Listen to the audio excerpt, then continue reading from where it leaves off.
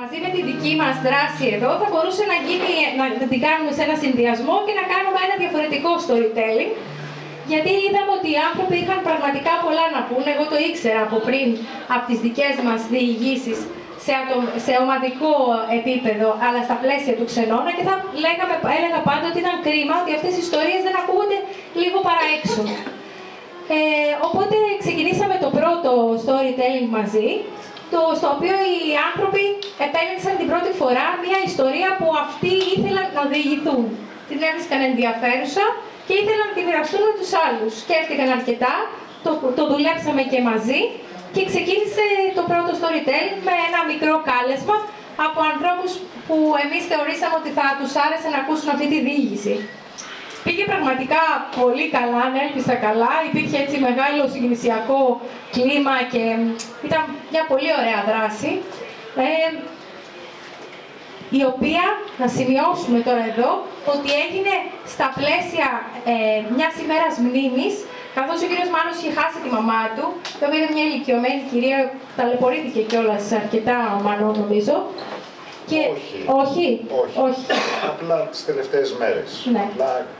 Στη μνήμη της λοιπόν κάναμε εκείνο το storytelling, αναφέροντας και εκείνη και την ιστορία τη δική της. Και ήταν έτσι πάρα πολύ όμορφα, πάρα πολύ ζεστά. Το επόμενο storytelling αποφασίσαμε να έχει ένα θέμα. Δουλέψαμε αρκετά θέματα, σκεφτήκαμε αρκετά θέματα. Αυτό ήταν, νομίζω ότι ήταν κοντά στο Πάσχα, νομίζω οι απώλειες, ήταν το δεύτερο, ναι. Αποφασίσαμε λοιπόν να βάλουμε ως θέμα τις απώλειες και τον τρόπο που οι άνθρωποι διαχειρίζονται την απώλεια. Όχι απαραίτητα το θάνατο, αλλά την απώλεια γενικά. Οι άνθρωποι έφτιαξαν πάλι τις δικές τους ιστορίες, θυμήθηκαν μάλλον τις δικές τους ιστορίες, τις κουβεντιάσαμε και τις παρουσιάσαμε πάλι σε κοινό. Αυτή τη φορά ήταν ακόμα πιο όμορφο το αποτέλεσμα. Είχε πολύ ενδιαφέρον για όλους και το πιο σημαντικό ήταν ότι υπήρχε πάλι μεγάλη αλληλεπίδραση και μπορέσανε οι άνθρωποι και οι ακροατές να μοιραστούν δικές τους ιστορίες και ήταν πραγματικά πολύ, πολύ μαγικό. Ήταν πάρα πολύ ωραία. Μας συνόδευε πάλι μουσική όπως και σήμερα. Ο κ. Κώστας είναι πάντα πρόθυμος να είναι μαζί μας, να μας συνοδεύει στις δραστηριότητές μας. Το τρίτο storytelling είναι αυτό που κάνουμε σήμερα. Εξαιτίας του καλοκαιριού υπήρχε μια μεγάλη απόσταση χρονική, αλλά είπαμε ότι ήταν καιρός τώρα για να γίνει ένα καινούργιο storytelling και εκεί εφαρμόσαμε οι δικοί μας δρόμοι με την επιθυμία των παιδιών, πώς έγινε τώρα κάπως έγινε έτσι πολύ ωραία παρεΐστικα. Μιλήσαμε λίγο, τα παιδιά θέλαν να έρθουν εδώ να επισκεφτούν τη μονάδα μας. Μάλλον θέλοντας να πούνε αυτοί τις δικές τους ιστορίες, μάλλον εμείς τους εκπλήξαμε λίγο λέγοντας ότι εμείς θα σας πούμε ιστορίες και μετά μπορείτε να μας πείτε και εσείς τις δικές σας. Και έτσι έγινε αυτή οργανώθηκε η σημερινή ημέρα. Είμαστε πολύ τυχεροί ότι γίνεται μέσα από τα Χριστούγεννα, που είναι μέρες γιορτινές και μέρες αγάπης, γιατί αυτό είναι το πιο σημαντικό από όλα, να υπάρχει αγάπη, να υπάρχει σεβασμός, κατανόηση και αλληλοβοήθεια και ανθρωπισμός, όλες αυτές οι ωραίες ιδέες που τις γράφετε στις εκθέσεις σας, γίνονται και πράξη πολλές φορές. Και μια τέτοια πράξη είναι και η σημερινή. Ελένη, μπορείς να αναφέρεις τα αποτελέσματα αυτής της διαδικασίας, η οποία... Θες να τα πεις εσύ? Επειδή εσύ τα παρατήρησες καλύτερα, είσαι εδώ. Τα αποτελέσματα στους ανθρώπους. Ναι. Παρόλο που δεν ήταν θεραπευτική διαδικασία. Ναι, θέλω να πω ότι αυτό που είδαμε, παρατηρήσαμε μετά το storytelling και το 1 και το 2, ήταν ότι άλλαξαν κάποια πράγματα στον τρόπο που οι άνθρωποι λειτουργούσαν στην καθημερινότητά τους. Αναπτύχθηκαν άλλες δεξιότητες, αναπτύχθηκε μια άλλη διάθεση, υπήρξε μια άλλη διάθεση, και η λεκτική τους επικοινωνία ήταν καλύτερη και ο τρόπος που ομονοποιήσαν και μπορούσαν να είναι μαζί, υπήρχε μια ομαδικότητα, ένα πνεύμα ομαδικό. Οι άνθρωποι αισθάνθηκαν περήφανοι για τον εαυτό τους και περήφανοι για αυτό που έλεγαν, που ήταν η ιστορία της ζωής τους, κομμάτια από τις ιστορίες της ζωής τους, που δεν είχαν μοιραστεί ίσως και ποτέ ξανά. Και αυτό ήταν πολύ σημαντικό και είχε αντίκρισμα και στην καθημερινότητά μας. Άλλαξαν πολλά πράγματα στην καθημερινότητά μας εξαιτίας αυτού. Δίνω το λόγο. Φτάνει το μένα. Ευχαριστώ πολύ, Ελένη, για τον λόγο, αλλά και για όλο το ταξίδι που κάναμε, γιατί πραγματικά είναι ένα πάρα πολύ ωραίο ταξίδι. Το να ζούμε εμείς λίγο πιο νεότεροι και εσείς ακόμα οι περισσότερο νεότεροι και να μοιραζόμαστε αυτό το υλικό εντός εισαγωγικών. Πώς ξεκίνησε πολύ σύντομα όλη αυτή η ιστορία. Το storytelling, ασχετά αν κυκλοφορεί γενικά ευρέως τελευταία, είναι μέρος της αφηγηματικής θεραπείας, η οποία και αυτή είναι μέρος της συστημικής οικογενειακής θεραπείας. Λοιπόν, να μην το πολύ ανοίξουμε, απλά έχει πολύ ιδιαίτερη σημασία, σύμφωνα με αυτές τις προσεγγίσεις, οι ιστορίες, τα αφηγήματα των οικογενειών. Δηλαδή προσφέρουν στους μετέπειτα, στα μέλη της οικογένειας, στους νεότερους, σε αυτούς που μαζεύονται στο τραπέζι της οικογένειας που μαζευόταν κάποτε, όπως θα δούμε και με τις ιστορίες μας, προσφέρουν μια στήριξη, μια συγκρότηση του χαρακτήρα, της προσωπικότητας, μια πιο υγιή ανάπτυξη του ψυχισμού και έτσι λοιπόν πήρα αυτές τις ιδέες τις οποίες, όπως η Ελένη είπε, τις εφαρμόζω και κάπου αλλού με ενήλικους ανθρώπους και ενήλικες, να τις εφαρμόσουμε και εδώ. Για ποιο λόγο όμως, πέρα από τα ωφέλη που παρατήρησε και η Ελένη στις σχέσεις και στον ψυχισμό και ακόμη και στην μνήμη είδαμε διαφορά. Ναι. Λοιπόν, γιατί οι ιστορίες αυτές των μεγαλύτερων έχουν σημασία για μας και για εσάς που παίρνετε τις κοιτάτε. Έχουν πολύ μεγάλη σημασία σε μια εποχή που η πληροφορία είναι χαοτική, που βομβαρδιζόμαστε από διασπασμένη πληροφορία, γνώση και που δεν ξέρουμε τι να την κάνουμε. Λοιπόν, και προκαλεί και μια διάσπαση στον ψυχισμό μας. Αυτές οι γλυκές ιστορίες από μια εποχή που τα πράγματα ήταν πιο απλά, ήταν βιοπάλη, ήταν η οικογένεια, ήταν να κάτσουμε, να ζεσταθούμε στο σπίτι, να φάμε, να επιβιώσουμε. Λοιπόν, θεωρώ, και το λέει και η επιστήμη της ψυχολογίας, ότι έχουν ιδιαίτερη σημασία για μας όλους. Είναι μεγάλη μας χαρά να σας έχουμε εδώ, σαν συνεχιστές και συνεχίστριες. Δεν είναι κανένας γέρος, όλοι στο πνεύμα είμαστε. Λοιπόν, σαν συνεχιστές και συνεχίστριες του ταξιδιού της ζωής, και συνεχίζουμε λοιπόν με το ίδιο το δρόμο. Ναι.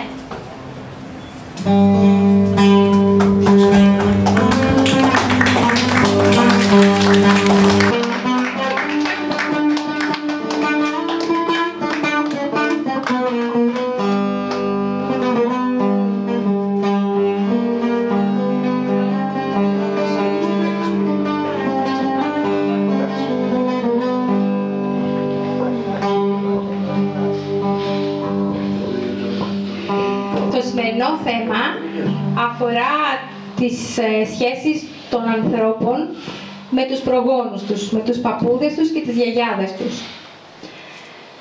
Αρχικά είχαμε σκεφτεί ότι το θέμα θα αφορούσε, οι άνθρωποι μας, μάλλον οι ηλικιωμένοι μας, θα μιλούσαν για τα παιδιά τους και για τα εγγόνια τους. Στις κουβέντες μας όμως, πρώτη φορά προέκυψε το ερώτημα αν θυμούνται οι ίδιοι τις γιαγιάδες τους και τους παππούδες τους. Και ήταν φοβερό και για μένα το γεγονός ότι ένας άνθρωπος 100 χρονών μπορεί να θυμάται με πολύ αγάπη και με λεπτομέρειες πράγματα από τη ζωή της γιαγιάς του και του παππού του. Είδαμε λοιπόν ότι υπάρχει δυνατότητα να γίνει ένα άλμα στον χρόνο και να πάμε 100 χρόνια πίσω και να ακούσουμε για το πώς ήταν αυτοί οι άνθρωποι, πώς έζησαν με τους παππούδες και τις γιαγιάδες και τι ήταν αυτό τελικά που έμεινε 100 χρόνια μετά, 80 χρόνια μετά. Τι έμεινε από αυτή τη σχέση? Υπήρχε κάτι που έμεινε? Και αν αυτά που νιώθετε εσείς σήμερα για τις γιαγιάδες και τους παππούδες, οι νέοι άνθρωποι, σχετίζονται με αυτό. Έχει κάποια σχέση? Μοιάζει? Είναι διαφορετική η σχέση πια? Ή κάποια πράγματα είναι αναλύωτα στον χρόνο και τελικά είναι κάτι πιο ουσιαστικό που δεν αλλάζει? Αυτό θα ανακαλύψουμε σήμερα. Και νομίζω ότι είναι πάρα πολύ όμορφο αυτό το τέριασμα. Οι άνθρωποι θα μας μιλήσουν απλά για τους παππούδες και τις γιαγιάδες, τα λίγα ή τα πολλά που θυμάται ο καθένας. να ξεκινήσουμε από την κυρία Μαρία, που θα μας μιλήσει για τη γιαγιά της, νομίζω. Η γιαγιά μου τη λέγανε Ζωή. Τον παππού μου το λέγανε Άγγελο. Ο παππούς μου πέθανε, ήταν από την Ανατολική Θράκη. Ήταν από τη Στράντζα. Πηγαίναν στα βουνά της Τουρκίας και κάναν ξυλοκάρβουνο. Τότε εκείνα τα χρόνια δούλευαν όλα με ξυλοκάρβουνο. Είχαν ζευγάρια δόντια, σαν να είχε φορτηγό σημερινό. Τα φόρτωνα κατέβαζαν στη Σιλίβρια, στη Ροδοστό και στην πόλη. Τα πουλούσαν. Και από εκεί τους διώξανε και πήγανε από την Ανατολική Θράκη και στον δρόμο ο παππούς μου πέθανε. Τον κυδέψανε στον δρόμο. Και πήρε η γιαγιά μου 8 παιδιά, 4 δικά της και 4 ανήψια, ορφανά. Και τα έφερε στην ηλιοκόμη Σερών, που είναι σήμερα. Τα πάντρεψε, τα μεγάλωσε, αλλά ήταν πολύ δραστήρια η γιαγιά μου. Ήταν άξιος άνθρωπος. Πρώτα ανέβαινε εκεί στα ρουλάρια και στα άλογα και μετά τα παιδιά. Αυτή ήταν η οικογένεια του μπαμπά μου. Και από εκεί κατάγομαι κι εγώ. Είχα 2 αδέρφια και πέθανα. Για πες μου λίγο για τη γιαγιά τη Ζωή. Η γιαγιά η Ζωή ήταν άξιος άνθρωπος. Ήταν από τις λίγες γιαγιές. Ένα φλιτζανάκι καφέ την έφτιαχνα και με έλεγε πάρει και εσύ ψωμάκι να πουλήξω σε αυτό το φλιτζανάκι. Να πιω εγώ, να πιει και εκείνη. Τι έπινε άρεσε. Ίσα ίσα που έβρικε το χίλια της. Αλλά ήταν πάρα πολύ καλή γιαγιά. Ναι, και μας μεγάλωσε 7 εγγόνια. Και ένα σπίτι. Το σπίτι μας τότε από τα Νιβουργάρη 3 φορές. Γιατί μπήκε ο πατέρας μου στην αντίσταση. Μπήκε στην αντίσταση και από την αντίσταση μας κυνηγούσανε και μας έκαιγαν τα σπίτια και δεν είχαμε πού να σταθούμε.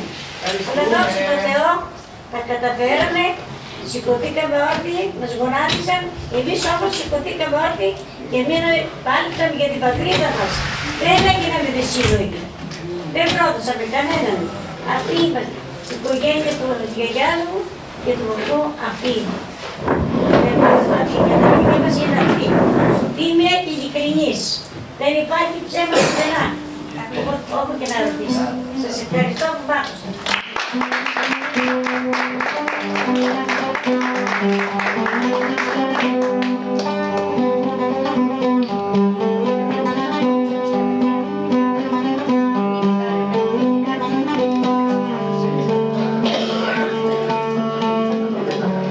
Θέλετε να κάνετε κάποια ερώτηση τώρα εδώ στην κυρία Μαρία σχετικά με την ιστορία της? Ήταν κάτι που θέλετε να ρωτήσετε, κάτι που σας έκανε εντύπωση ή θέλετε να ρωτήσετε? Για να μην ξεχαστεί η ερώτηση. Για να γίνει και πιο διαδραστικό. Ναι, για να γίνει λίγο πιο διαδραστικό. Ρωτήστε με. Ξέρετε που είναι η Στράντζα? Η Στράντζα είναι στην Ανατολική Θράκη. Καταλάβατε για ποια περιοχή μιλάμε?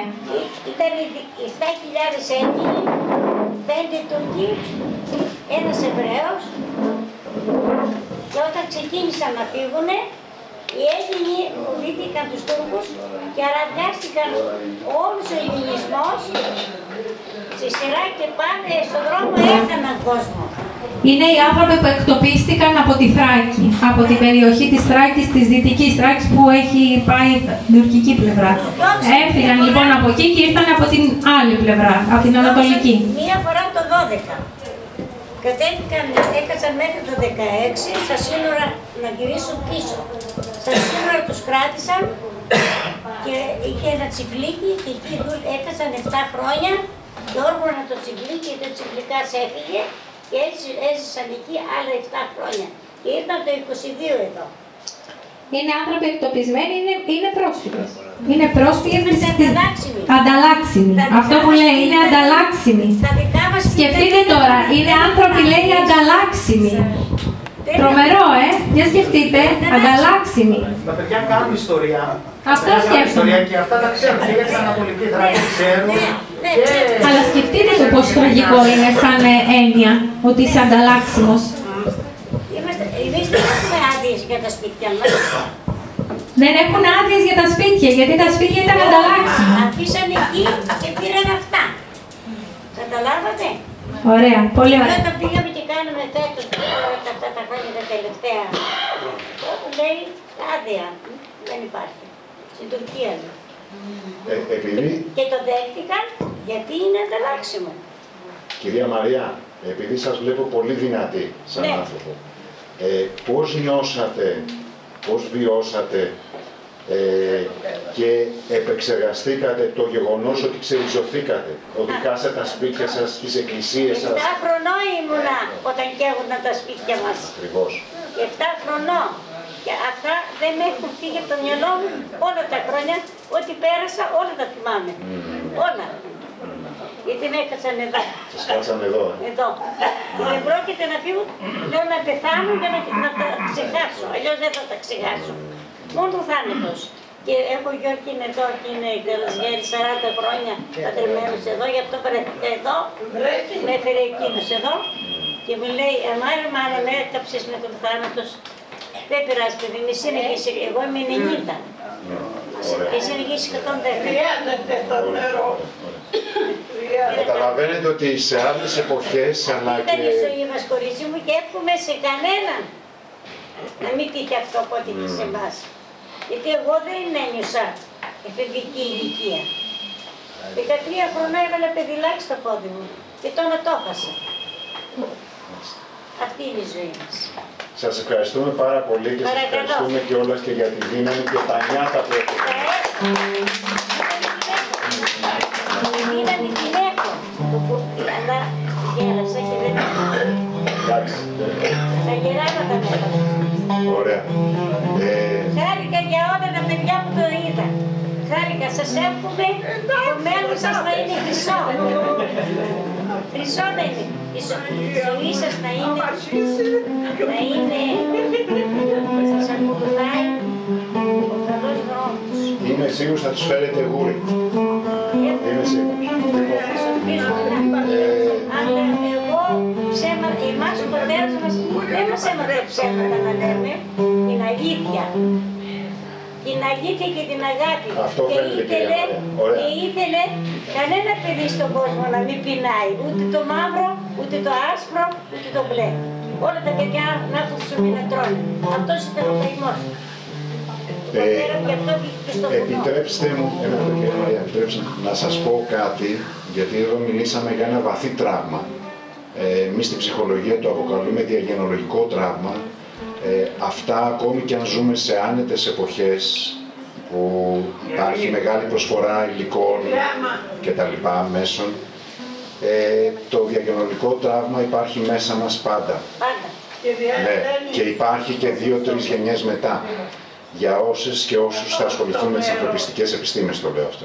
Έτσι, μπορεί κάποιοι από εσάς να σπουδάσουν για ψυχολογία, οπότε αυτά θα τα βρείτε μπροστά σας. Ένας από τους λόγους που γίνεται αυτό σήμερα, μέσα στα πλαίσια λέμε ότι ξεκίνησε από την αφηγηματική θεραπεία, είναι ότι η σύνδεση με τους παλαιότερους δημιουργεί μια ροή ζωής και μαλακώνει και αφομετουσιώνεται το διαγενολογικό τραύμα. Το τραύμα γίνεται ευλογία. Έτσι. Αυτό είναι λίγο ψηλά γράμματα, αλλά αυτό που θέλω να κρατήσετε είναι ότι η σύνδεση με τις προηγούμενες γενιές, με τους παππούδες, τους προπαππούδες, τους γονείς, είναι πάρα πολύ σημαντικό για την ψυχική μας υγεία και συγκρότηση σήμερα.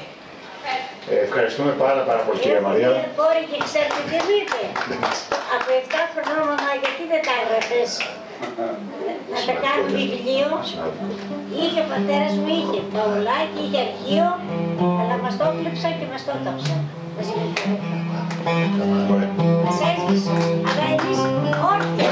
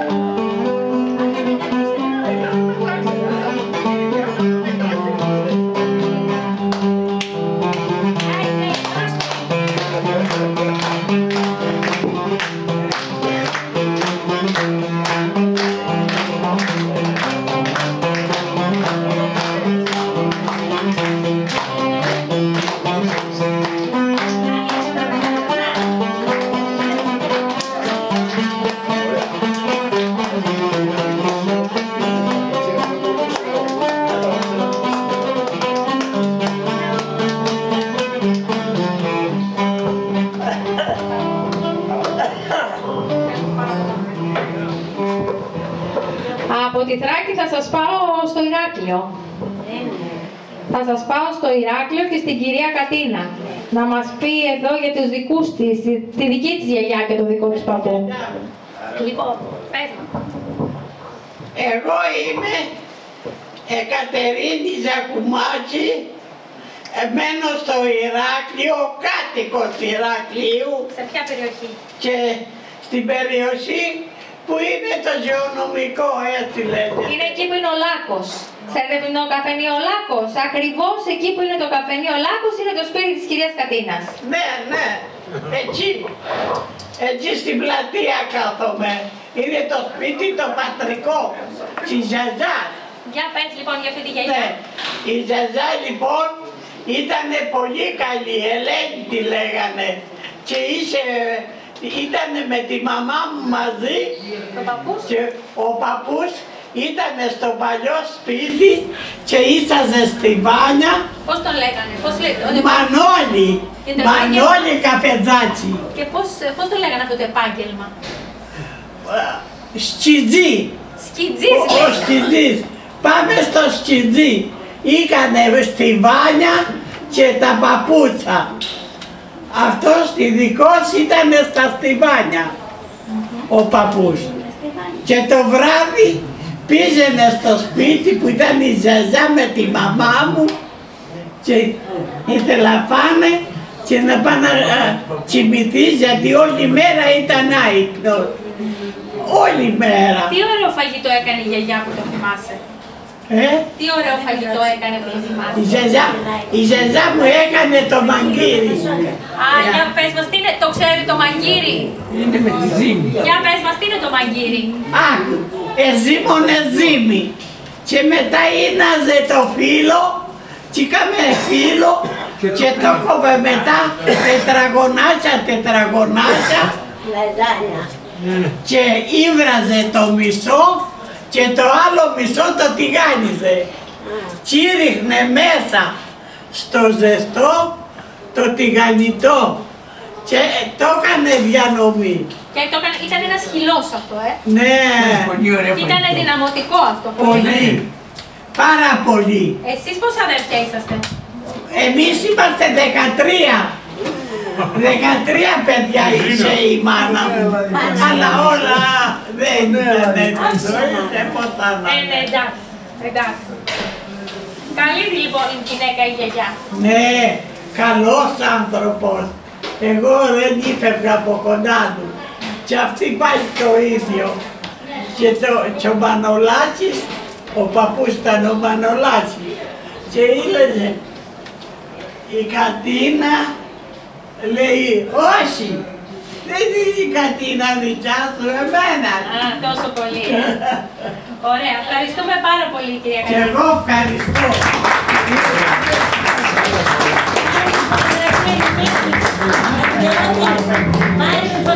Κάποια ερώτηση? Κάποια ερώτηση? Όποια θέλει να φτιάξει το μαγείρι θα έρθει εδώ για λεπτομέρειες. Βέβαια.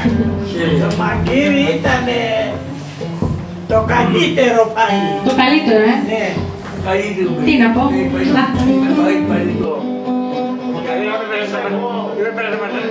Να ρωτήσουμε, έλα Χρήστο, πες μας. Για τη σχέση με τους Τούρκους θέλω να μάθω. Λέει τώρα εδώ, ρωτάει εδώ ο κύριος Χρήστος, σχέση με Τούρκους είχατε? Η γειτονιά σου είχε? Η μαμά μου ήραβε τα φορέματα των Τουρκάνων και ερχότανε όλο οι Τουρκάλες. Ήταν όμορφες? Όμορφες και μακρά φουστάνια. Δεν φαίνονταν τα πόδια του. Καθόλου. Όχι. Και φορούσαν φερετζέ? Ναι. Και εσύ πήγαινες εκεί που τα ράβανε? Ναι, η μαμά μου τάραβε. Η μαμά μου ήταν τσεμοδίστρα. Και τάραβε αυτή. Και τα παιδιά παίζανε μεταξύ τους, τα τουρκικά? Ναι, παίζανε. Πώς δεν παίζανε. Και τα τουρκαλάκια επιζένανε στη μαμά μου. Και το τι τόσο έκανε η μάνα μου. Ήτανε αγαπημένη στη γειτονιά δηλαδή η Τούρκη? Όχι, όχι. Δεν ήταν πολύ γειτόνι, γιατί είναι το στενό αδιέξοδο. Και ήτανε 4 πόρτες. Η δικιά μας, η Λιαπάτσενα 2, η Τουρκάλα 3 και η άλλη μια, η κυρία Ελένη, 4. Αλλά ζούσατε ειρηνικά όμως, δεν είχατε προβλήματα. Όχι καθόλου. Αγαπούσε τα παιδιά, η μαμά μου η συγχωρεμένη, οι Τουρκάλες, και τα αγαπούσε και κουζουλωνόταν αυτά. Ζήσαν ειρηνικά δηλαδή οι άνθρωποι στο Ηράκλειο, οι Τούρκοι μαζί με τους Έλληνες, αυτό να κρατήσουμε. Παρά τα όσα ξέρουμε ιστορικά για τις επαναστάσεις και για την αιματοχυσία και όλα αυτά, οι άνθρωποι στην καθημερινότητά τους... Στο ένα κλείτο του σπιτιού ήτανε Τουρκάλες. Και να πω κάτι σχετικά με αυτό. Για πες. Οι Αγγλικοί τα κάνουν και παγώνουν μαζί. Εντάξει, ναι. Ωραία. Ευχαριστούμε πολύ, κυρία Κατίνα.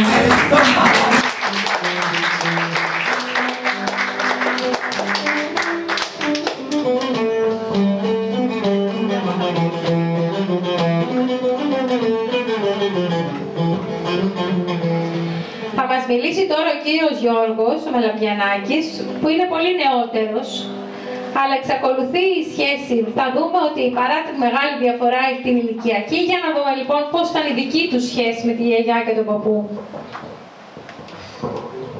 Γεια σας, καλώς ήρθατε. Χρόνια πολλά, υγεία, ευτυχία και πρόοδο και ειρήνη στη ζωή μας. Ονομάζομαι Γιώργος Μελαπιανάκης, είμαι από το Ηράκλειο και είμαι 60 χρονών. Εγώ δεν γνώρισα από τη μεριά του, στη μητέρα μου, δεν γνώρισα τον πατέρα της, γιατί πέθανε πολύ νωρίς. Γνώρισα τις υπόλοιπες, τον πατέρα μου, τη μητέρα και τη πατέρα και τη μητέρα μου, τη σχολεμένη στη μητέρα. Μ' αγαπούσαν πάρα πολύ, μου κάνανε ό,τι ήθελα, φαγητά μαγειρεύανε τα καλύτερα.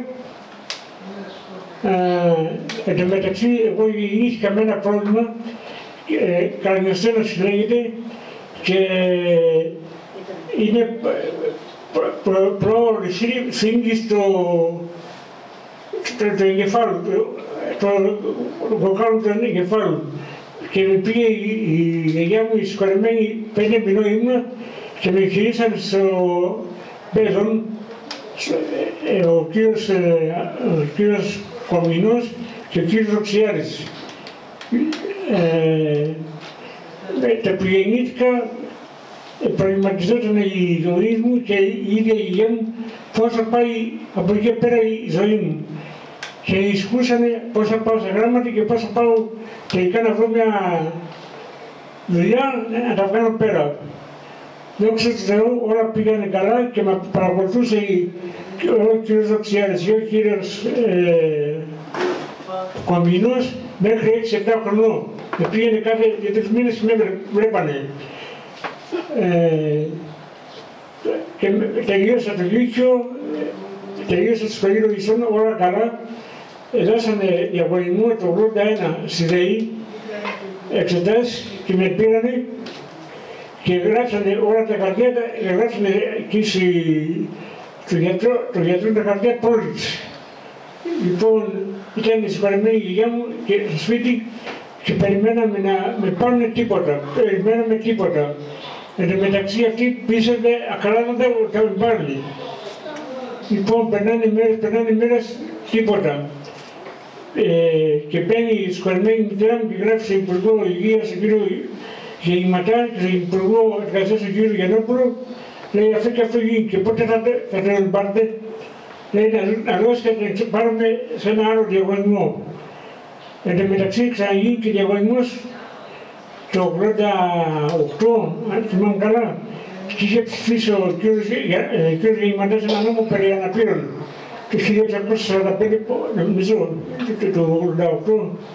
Τέλος πάντων. Ήταν περί αναπήρων και σύμφωνα με αυτό το νόμο και με το που πέρασε με εξετάσεις, με πήραν τελικά το 88. Για τη γιαγιά θα μας πεις, άρα η γιαγιά βγήκε αληθινή δηλαδή. Ναι, αληθινή, και δεν το, δηλαδή ό,τι και ας λέγανε δεν το πίστευε καθόλου. Αυτά έχω να πω. Ωραία, ευχαριστούμε πολύ. Παρακαλώ. Όσο, κύριε Γιώργο, Πόσο ρόλο έπαιξε το ότι η γιαγιά σε ενθάρρυνε και πίστεψε σε αυτό που θα γίνει, στην πορεία που εσύ και στην αγωνία, αν σε πάρουν ή όχι? Πόσο ρόλο έπαιξε για σένα αυτό? Κύριε Μανίκη, ήμουν τότε 18 χρονών. Όπως και τα παιδιά εδώ. Ναι, 18 χρονών και οι γονείς μου είχαν παραδώσει. Αυτό όμως πίστευε ο Τραμπόρνη. Ναι, αυτό πολύ σημαντικό. Ευχαριστούμε πολύ.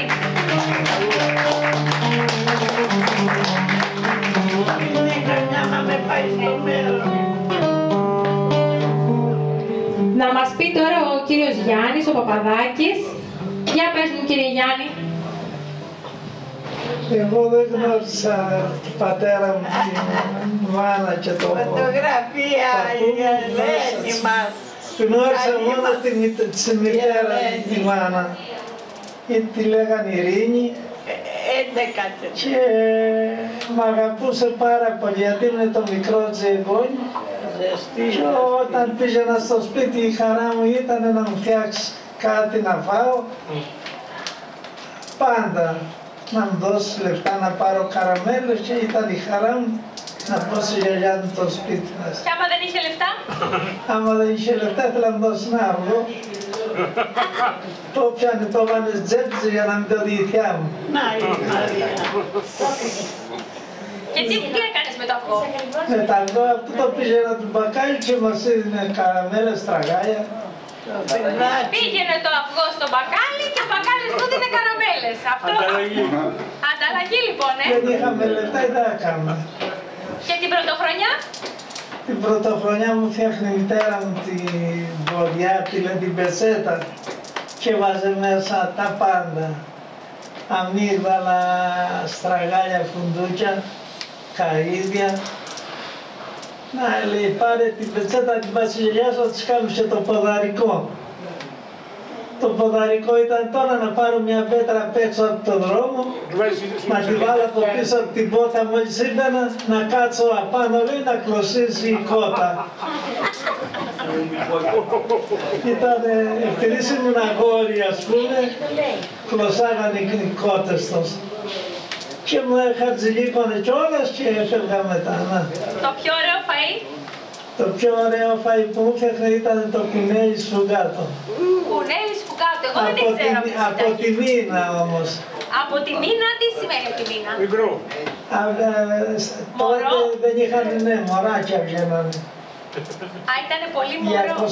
250 γραμμάρια και όπως φουσκώνει το πρωί στο μου ανεβαίνει έτσι φουσκώνει και το κρέας του και γίνεται αφράτο. Γίνεται αφράτο. Και το κάνουν ομελέτα. Ναι, και το τρως και είναι αφράτο. Το λαγκώνεις δηλαδή και είναι πολύ ωραία. Ευχαριστούμε πολύ. Ευχαριστούμε.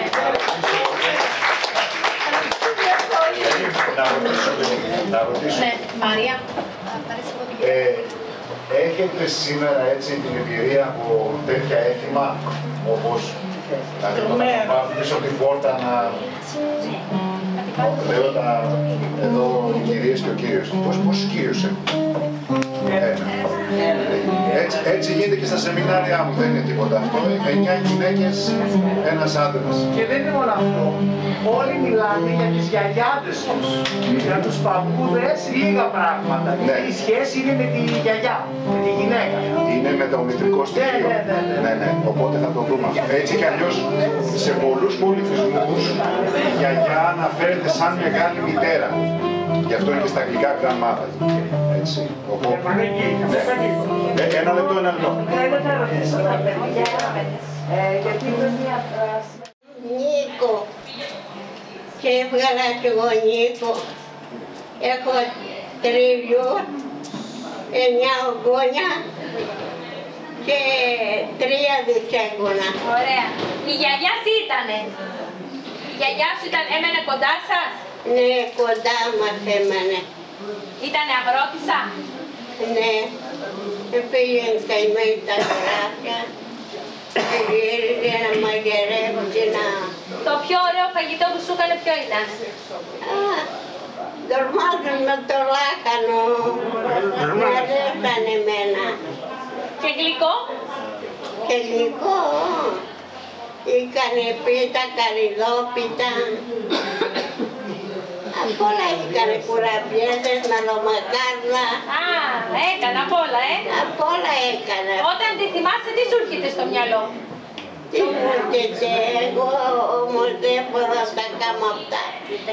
Ναι. Ούτε να πατήσω δεν μπορώ, Εντάξει. ούτε τίποτα. Εντάξει. Και δεν μου λες ποιος έκανε το ποδαρικό της γιαγιάς στο σπίτι? Εγώ, Γιατί? γιατί φόραζε κάθε πρωί. Σοφία, τι δεν το κοπέλι να φύγει, να πρώτα πάω εγώ, να μην πάει άλλο. Να μην πάει άλλος, Έκανα, λέει, καλό ποδαρικό. Και όταν... Και Βασιλική. Βέβαια. Και όταν αποφάσισες να κάνεις αυτό η κυρία Βασιλική έκανε έναν επαναστατικό γάμο. Μας το έχει πει σε άλλη ιστορία από τις προηγούμενες, γιατί παντρεύτηκε ενώ ήταν 28 χρονών, παντρεύτηκε έναν άντρα που ήταν 19 χρονών και έκανε μεγάλο πάταγο. Και η γιαγιά τότε τι είπε? Η γιαγιά λέει, όποιο θέλει να πάρει, γιατί με ρωτούσανε να παντρευτώ εγώ, όχι, όχι. Όχι εσύ. Να πάρεις αυτό, όχι. Να πάρεις εκείνο, όχι. Και τελικά? Και τελικά ήταν ο άντρας 19 χρονών. Και τον Αλλά έπαιρνε. δεν ήταν ψηλός, χοντρός, αλλά είχε λίγα χρόνια. Παρόλο που ήταν τόσο μικρός. Ναι. Καρκίνος τον έπιασε το πνευμόνι. Και έφυγε νωρίς. 4 μήνες. Ήρθε μετά από την αρρώστια, 4. Κατάλαβα. Αλλά η γιαγιά πάντως ήταν θετική. Ναι, η γιαγιά ήταν. Μπράβο στη γιαγιά. Καημένη καλή. Ωραία. Ευχαριστούμε πολύ, Βασιλεία. Παρακαλώ.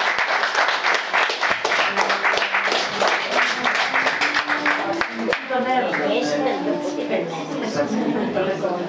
Οι παππούδες πήγαινε στο καφενείο και ο καφέ.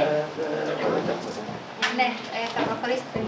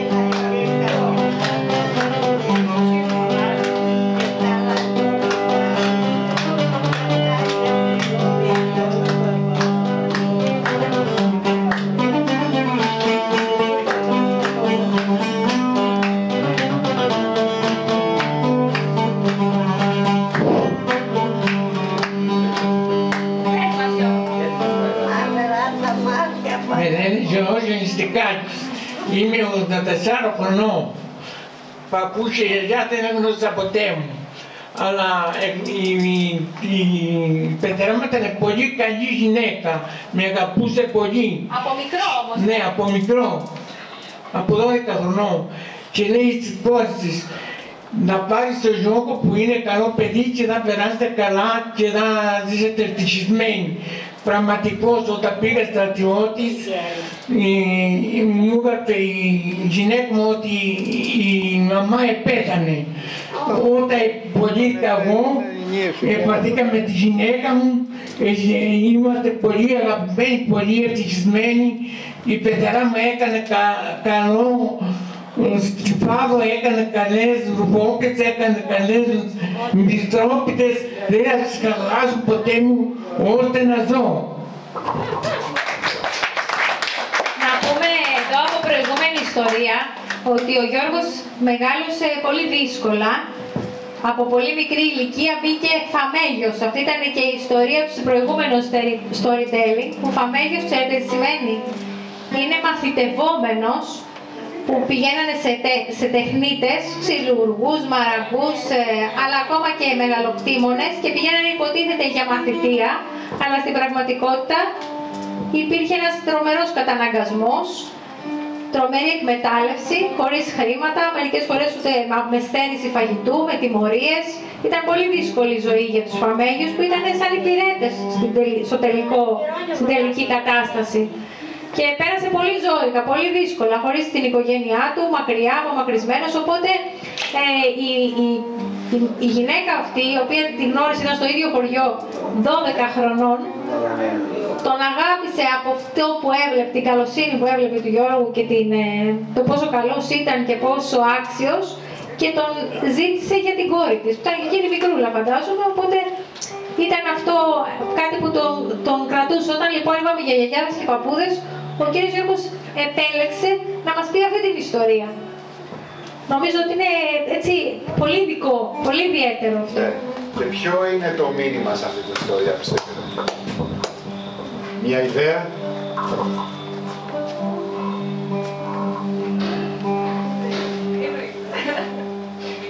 Σε αυτή τη δυσκολία, γιατί όπως μας το περιέγραψε ο κύριος Γιώργος, πέρασε πολύ δύσκολες στιγμές κάτω από την εξουσία, ας πούμε, στην υπηρεσία αυτού του ανθρώπου που ήταν φαμέλιος. Και δηλαδή αυτό ήταν μια κατάσταση που σήμερα έναν άνθρωπο ίσως να τον απογοήτευε πάρα πολύ, να τον έριχνε σε κατάθλιψη, όπως λέγαμε. Ποιο ήταν όμως εδώ πέρα το κομβικό σημείο που έφερε την αλλαγή? Η αγάπη.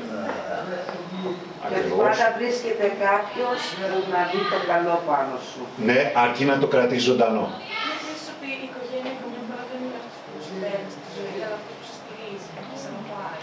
Οπότε είναι σωστά. Και αυτό. Βέβαια, βέβαια.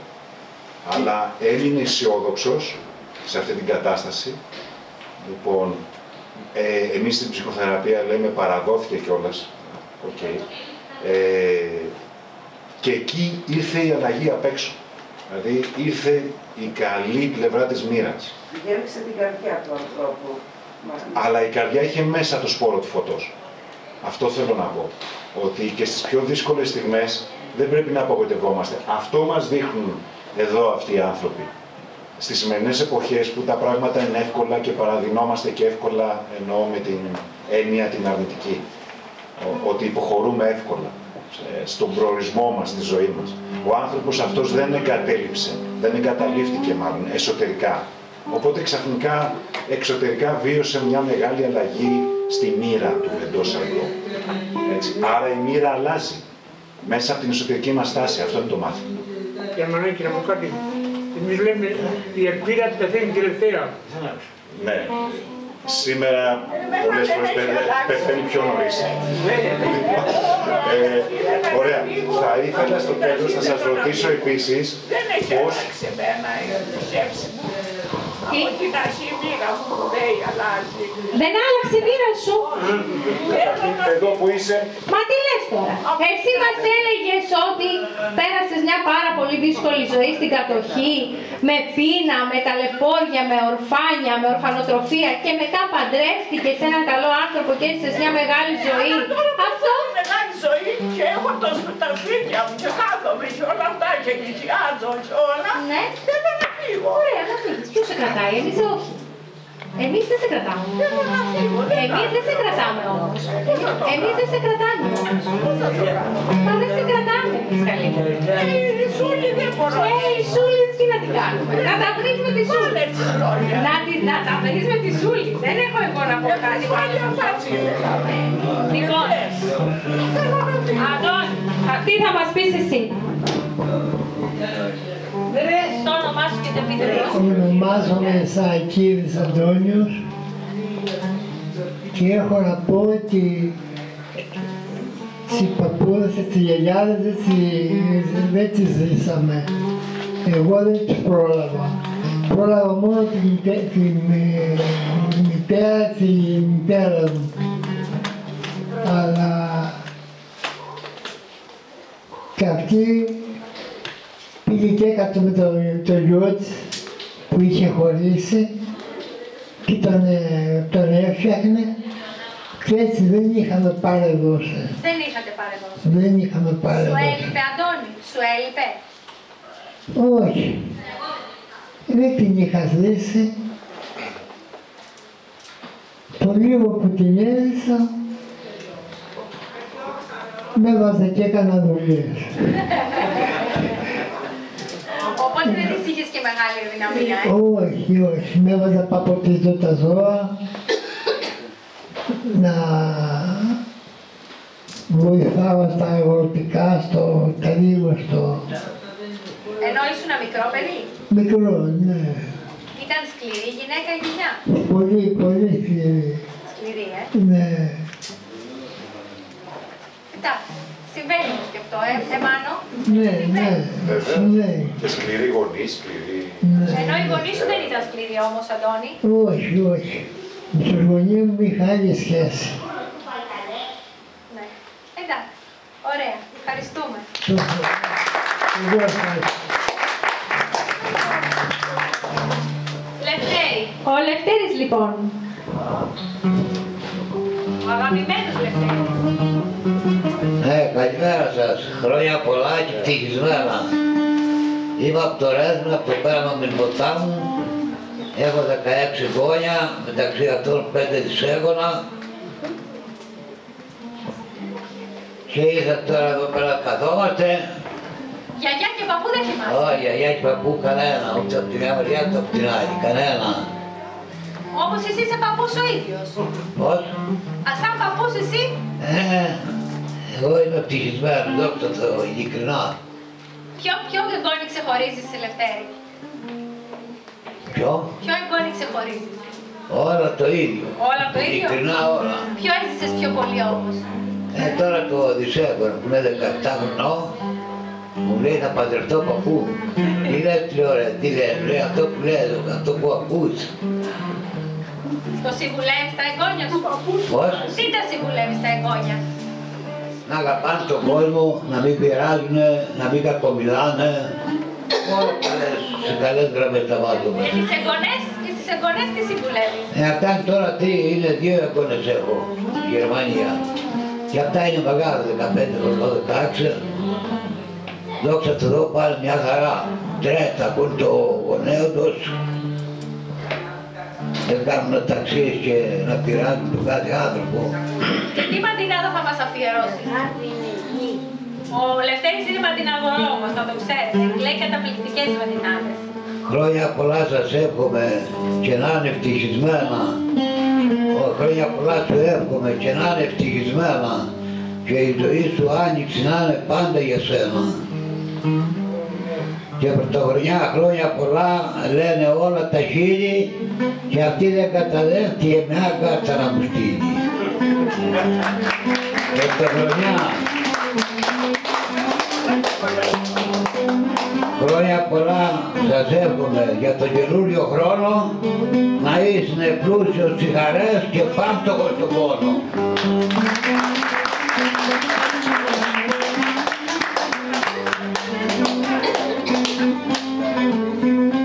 Τίποτα άλλο. Ευχαριστούμε πολύ.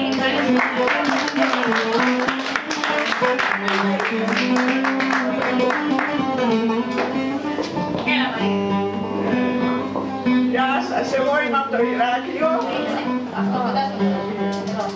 Είμαι από το Ηράκλειο. Έζησα στο ορφανοτροφείο γιατί σκοτώθηκε ο πατέρας μου στο Γερμανικό πόλεμο. Τους πηγαίνανε πορεία και σκοτώθηκε ακριβώς, εσείς αν ξέρετε, το Πανάνιο. Το Πανάνιο απ' έξω, είχε τη δημιουργία, όλοι τις σκοτώσανε και ήταν και ο πατέρας μου μαζί και αναγκάστηκε η μαμά μου και με έβαλε στο ζωντροβείο. Εγώ άμα με έβαλε στο ζωντροβείο δεν την ήθελα καθόλου. Ο παππούς τι ρόλο έπαιξε? Ο παππούς μου ερχότανε και με έπαιρνε.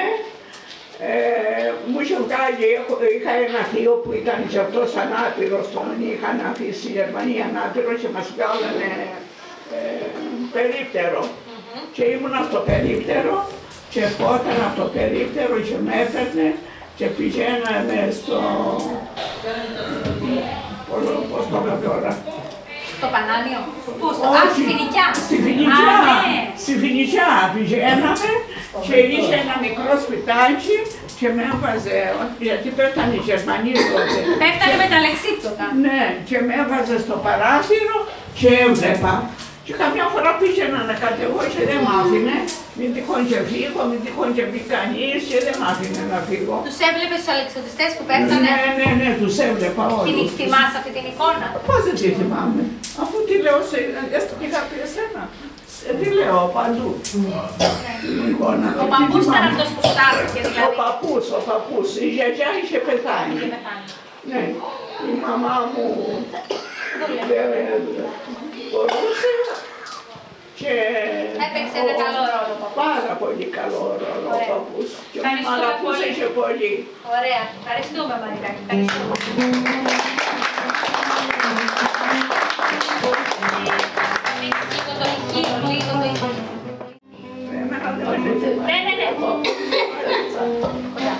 Ο Μανούσος ο Δαλάτης από τις Τάψες, δίπλα στη Βαζινιά, ένα χωριό. Ήταν τόσο καλός άνθρωπος που είχε κάνει 3 γάμους. 3 γάμους. Πεθαίνανε και καλώς ήρθες και κάποιο λόγο. Είχε 6 παιδιά.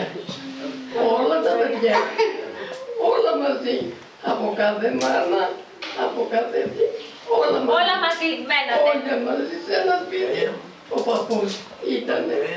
Οι γυναίκες είχαν πεθάνει εδώ μεταξύ. Κανένας άλλος. Ο παππούς είχανε κουμάντα τα παιδιά.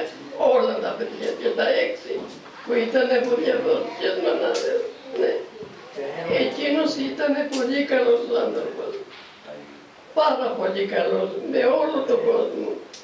Όπου πήγαινε λέγανε ο Τελάτης ο Μανούσος, όταν ο Μανούσος μάλιστα για την ακρίβεια. Τον αγαπούσανε όλους. Πόσο χρονό πέθανε? Πόσο χρονό πέθανε? Πόσο χρονό πέθανε? Πόσο χρονό πέθανε?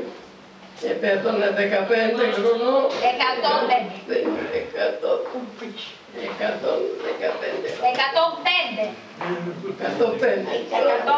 Εγώ τρέχω. Από τον παππού Πυριλού. 105 χρονών.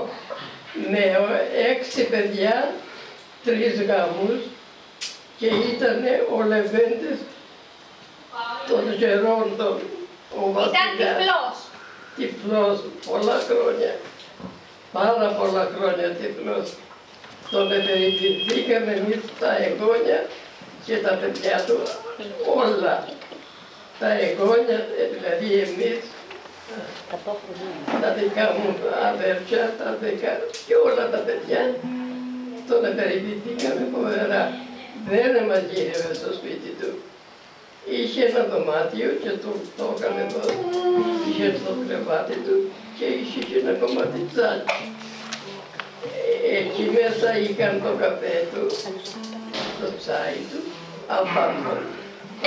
Το του ήταν κάθε μέρα. Κάποιο παιδί. Τα παιδιά. Κάθε μέρα τα παιδιά. Στο τραπέζι που τρώει είχε 3-4 παλιά την ημέρα. Και του λέει η σχολεμένη μάνα μου, λέει, είπα στον πατέρα, λέει, εγώ είμαι βασιλιάς, του λέει, τα πιάτα μου είναι γεμάτα. Τα πιάτα μου είναι γεμάτα, εκεί θα είναι. Ήτανε τόσο καλός άνθρωπος. Όλος ο κόσμος τον αγαπούσε, όλος ο κόσμος. Είδε και ο Τελομανούσος, είχε και μια ιδιαίτερη αγάπη στη μάνα μου. Πολύ την αγαπούσε τη μάνα μου. Και εκείνος πέθανε 20 χρόνια. 20 χρόνια. Η μάνα μου πέθανε πιο μπροστά. Και αν μου πέθανε πήγα και του λέω, λέει παππού, την έβαλες του λέω μπροστά σου, αλλιώς δεν έδωσες. Την αγαπούσε πολύ τη μάνα μου. Όλα του τα παιδιά, αλλά τη μάνα μου την είχε ξεχωρίσει. Ξεχωρίσει. Και μάλιστα τους έλεγε άμα λέγαν τα παιδιά, λέει Καλλιόπη δεν ξέρω τι, και τους έλεγε λέει Καλλιό, τι λένε την Καλλιό, αν κάψε το σπίτι. Καλλιό, τι λένε την Καλλιό και ας κάψει και το σπίτι, Ναι, ωραία. ό,τι είχανε, η Καλλιόπη ήταν. Καλό. Σωστό. Ευχαριστούμε. Μια ερώτηση. Τι κάνω εγώ, πες το, τι κάνω Τι εγώ. ρόλο έπαιξε, Δεν σ' ακούει, τι ρόλο έπαιξε η εικόνα του παππού με την καλοσύνη του και τη θέση του σαν εντός εισαγωγικών βασιλιάς. Ένας γεμάτος άνθρωπος. Τι ρόλο έπαιξε. Τι ρόλο έπαιξε ο παππούς στη δική σου τη ζωή που ήταν τόσο καλός. Σε επηρέασε εσένα αυτή η καλοσύνη. Ήτανε καλός, δεν ξέρω. Εσένα σε επηρέασε. Σε βοήθησε. Σε βοήθησε. Εμένα πήγαινε και μου λέγε, Βαγγελιά, έλα εδώ να με κορέψεις. Να πιάσω ένα ψάρι. Τον είπα στον πατέρα μου και εγώ. Να τον εκκληρώσω, να τον εκκληρώσω. Και άμα ερχόταν στο Ηράκλειο, εκείνα τα χρόνια, ερχόταν και μου έδερε να ζευγάρει σαντάλια. Και μου είχε Βαγγελιά, μου έδερε σαντάλια να μην κατασκάβει. Να μην πατάς τις υπόλοιποι. Ναι, μ' αγαπούσε πολύ. Εξαιτίας βέβαια της μάνας μου, γιατί αγαπούσε φοβερά τη μάνα μου. Ωραία. Και τον είχε σαν πρότυπο. Ναι, δεν μπορεί να συνεχίσει. Πολύ καλός άνθρωπος. Όλος ο κόσμος τον είχε σαν πρότυπο. Εσύ τον είχε σαν πρότυπο τον παππού. Τον έβλεπες, τον θαύμαζες. Τον θαύμαζες. Ναι, ο παππούς, λέγαμε ο παππούς. Λέγαμε να πάμε το μεσημέρι, να πάμε στο βράδυ. Το παππού πήγαμε. Πρώτα το παππού και ύστερα όλοι άλλοι. Και τον αγαπούσαμε όλοι τον παππού.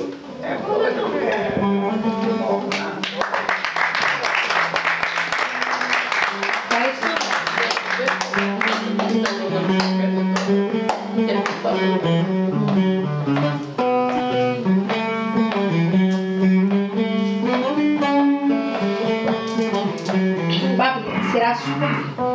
Τι θα μας πεις για τη γιαγιά. Για την γιαγιά. Πώς τη λέγανε τη γιαγιά. Βασίλο. Βασίλο. Και τι θυμάσαι από τη γιαγιά. Μου έπανε λούπινα. Τι είναι τα λούπινα. Τα ξέρετε εσείς τα λούπινα. Είναι τα λουμπούνια που λέμε εμείς. Τι είναι τα λούπινα, για πες, πώς γίνονται. Τα βάζουμε στη θάλασσα. Αυτό τι είναι, καρπός. Καρπός είναι τα λούπινα. Ναι. Σαν το ρεβίθι είναι, πώς είναι. Ναι. Σαν το ρεβίθι. Και τι τα κάνουμε μετά, τα βάζουμε στη θάλασσα. Στη θάλασσα να ξαναμυρίζουνε. Στη θάλασσα να ξαναμυρίσουν ή να αρμυρίσουνε. Μάλλον να αρμυρίσουνε. Να γίνουν πιο αλμυρά. Νομίζω να ξεπικρίσουνε. Ναι. Αυτό. Νομίζω ότι τα λούπινα τα βάζουν στη θάλασσα για να ξεπικρίσουνε και να πάρουν αυτή την αλμύρα της θάλασσας. Έτσι τα τρώμε. Και να φουσκώσουνε κιόλας. Ναι. Αυτή είναι η ανάμνησή σου από τη γιαγιά, ήταν καλή. Καλή, πολύ καλή. Το πιο νόστιμο φαγητό που έφτιανε ποιο ήταν. Εκεί. Τηγανίτες. Τηγανίτες, Ωραία. Ευχαριστούμε, Παύλη. Ευχαριστούμε. Ευχαριστώ κι εγώ. Και ο τελευταίος από τους storytellers είναι ο Νίκος. Λέγομαι από το οροπέδιο Λαστίου και πήγα με τον παππού στο μήλο και πηγαίναμε και ποτίζαμε τις πατάτες. Τις πατάτες ποτίζαμε και πηγαίναμε πάνω στο μήλο να το ζαλαδώσουμε. Αυτός ο μήλος ήταν νερόμήλος, έτσι, από αυτούς που έχει στο λασίδι, τους ψηλούς, Και πηγαίναμε πάνω στο νερό με ποτό και βάλαμε μια ολιά νερό και βγάνε αυτό. Ήλθε ο μήλος. Έβγανε το νερό, ναι, πέτανε το νερό στη στερνή, στη στέρνα. Και τι τρώγατε με τον παππού? Τυρί και ψωμί, ένα ντουβά παλιό είχαν οι παλιοί, οι γέροι, ντουβάδες, σε λένε, σαν σακί ήτανε. Μια δάντα, την έγανε, ντουβάδες λέγανε οι γέροι, ντουβάδες. Και πήραμε. Είχαμε τυρί και ψωμί, τίποτα άλλο. Και ένα μπουκάλι κρασί. Ναι, πίναμε και κρασί. Ένα μπουκάλι κρασί. Για να ζεσταθείτε. Άντε παππού να πιούμε ένα κρασί και μετά δουλέψουμε. Είσαι ένα μικρό παιδί? Ναι, μικρό παιδί. Και πήγαινα, ψήκαζε τις πατάτες αξανάκολα. Αξανάκολα? Με την όπισε. Με την όπισε? Ναι, ψήκαζε πατάτες. Έτσι ψεκάζουν από προς, σε ψεκάζε με την όπισε πατάτα. Με την όπισε. Γιατί Νίκο τις ψέκαζε με την όπισε? Για να μην το έρχεται το φάρμακο. Δεν έρχεται το φάρμακο να... Δηλαδή τι είναι το αξανάκολα? Μαρίνα, μπορείς να μας κάνεις μια τέτοιο, τι εννοεί? Πώς δηλαδή γίνεται το ψέκασμα αξανάκολα? Αυτό είναι το ίσιωμα. Ναι. Αλλά σου έρχεται όλο το φάρμακο στο πρόσωπο και προχωράς έτσι. Προς τα πίσω. Για να μην έρθει το φάρμακο. Έτσι θα το λέει, για να μην μπαίνει το φάρμακο. Τον αγαπούσες δηλαδή τον παππού, Τον παίρναμε μαζί και πήγαινε ο Πινάνη. Και πέθανε μεγάλο σε ηλικία? Μεγάλος, αυτός 80-90 χρονών. 90 χρονών, ναι, μπράβο, καλά έτσι ο παππούς. Ωραία. Πήγαινα με τον παππού με τη μηχανή, τον πήγαινα στον κάμπο. Τον ήπινα και στον κάμπο και εγώ πήγαινα σε άλλους κάμπους. Πήγαινα πέρα από εδώ. Και μετά το πήγαινες και τον βάζεις? Ναι, τον πήγαινα μετά τον βάζω και τον ήπινα. Ωραία, ωραία. Ευχαριστούμε πολύ Νίκο, ευχαριστούμε. Ακουστήκαν και παππούδες. Τελευταία, έτσι. Έλα, τελειώσαμε.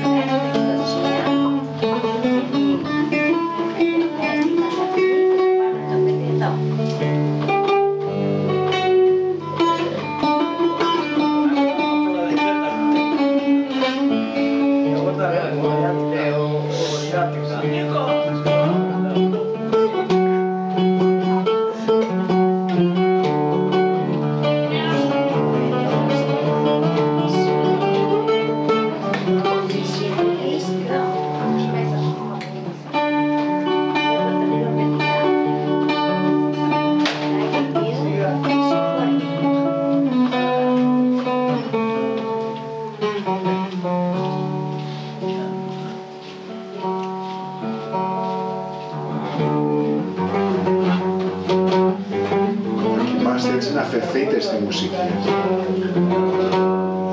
Τόσο.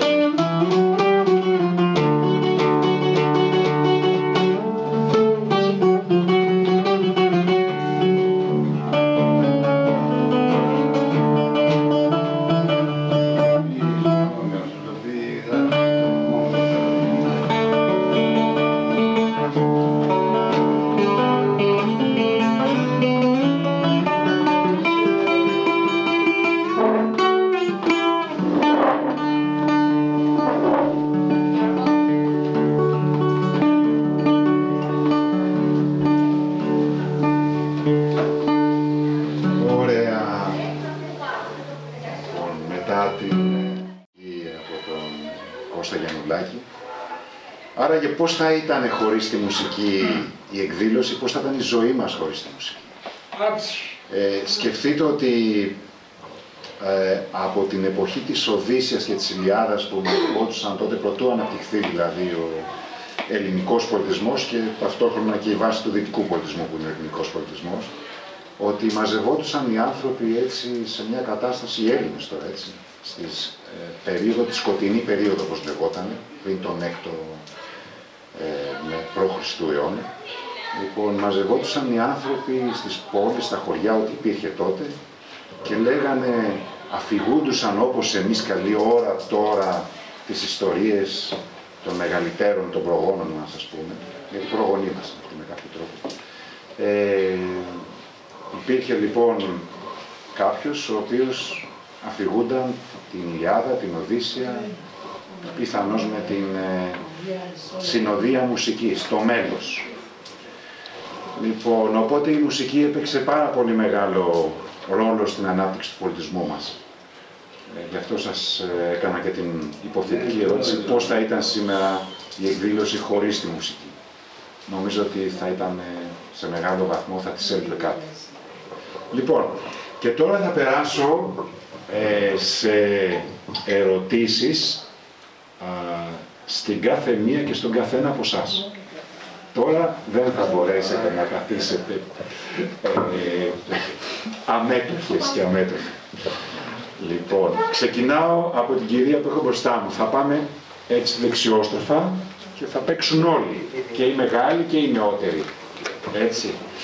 Λοιπόν, γιατί είμαι της διαδραστικής ψυχολογίας. Το όνομά σου? Ασπασία. Ασπασία. Με ποια ιστορία συνδέθηκες πιο πολύ από όλες αυτές που άκουσες και φυσικά και με τον άνθρωπο που είπε την ιστορία? Ποια σε άγγιξε πιο πολύ μέσα σου? Της κυρίας Βέρα. Της κυρίας Μαρίας. Της κυρίας Μαρίας. Ναι. Και τι ήταν αυτό που σε άγγιξε? Το γεγονός ότι ήταν ανταλλάξιμη και παρόλα αυτά είχε κάποια σχέση με την ίδια.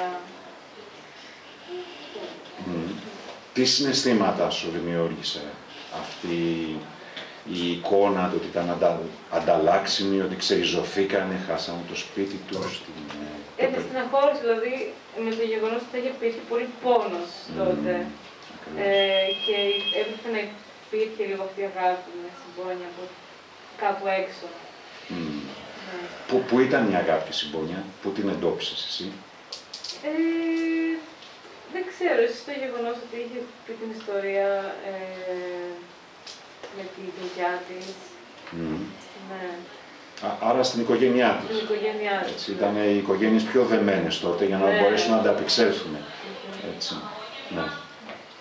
Ναι, στη ζωή πολλές φορές εμφανίζονται οι συνθήκες, οι καταστάσεις σε δίπολα. Δηλαδή, από τη μία υπάρχει πολλή δυσκολία κάπου, αλλά αν έχουμε ανοιχτά λιγάκι την ψυχή μας και τα μάτια μας, μπορεί να βρούμε το θετικό κάπου να μας στηρίξει. Ναι, γιατί ήταν πολύ δύσκολα τα πράγματα τότε. Τα πιο απλά πράγματα ήταν και τα σημαντικότερα. Ακριβώς. Γιατί τώρα είναι τελείως διαφορετικά, είναι τελείως αντίθετο. Ακριβώς. Το κρατάω αυτό που λες, το πια τα πιο απλά πράγματα ήταν και τα σημαντικότερα που γεμίζουν τις ψυχές μας. Κάπου ακούστηκε και αυτή η ερώτηση στην γεμίζει. Ωραία. Θα ήθελες να έρθεις κοντά εδώ στην κυρία Μαρία, να της πεις κάτι, να τη ρωτήσεις κάτι, να της πιάσεις το χέρι αν θέλεις? Δεν έχω κάποια ερώτηση. Απλά θα ήθελες να έρθεις πιο... Ναι, δεν έχω θέμα. Ωραία. Όμως δεν σου λέει, έλα κορίτσι μου, έλα. Κορίτσι μου, έλα. Άμα θες έλα μόνο. Και σε εύχομαι αυτό που πέρασα εγώ σήμερα μην τα περάσεις. Ευχαριστώ πολύ. Και σε εύχομαι καλή τύχη και η ζωή σου να είναι όλο αγάπη. Να αγαπάς. Γιατί αν δεν αγαπήσεις, δεν αγαπάς. Να αγαπάς πρώτα τον εαυτό σου και μετά τον κόσμο. Είναι έτσι, δεν είναι? Έτσι. Πρώτα τον εαυτό σου. Έλα να σε φιλήσω. Να σε φιλήσω. Να είσαι πολύ χρόνια. Ευχαριστώ πολύ. Εγώ είμαι 90, σε πας 90, 100 τόσο. Πάω.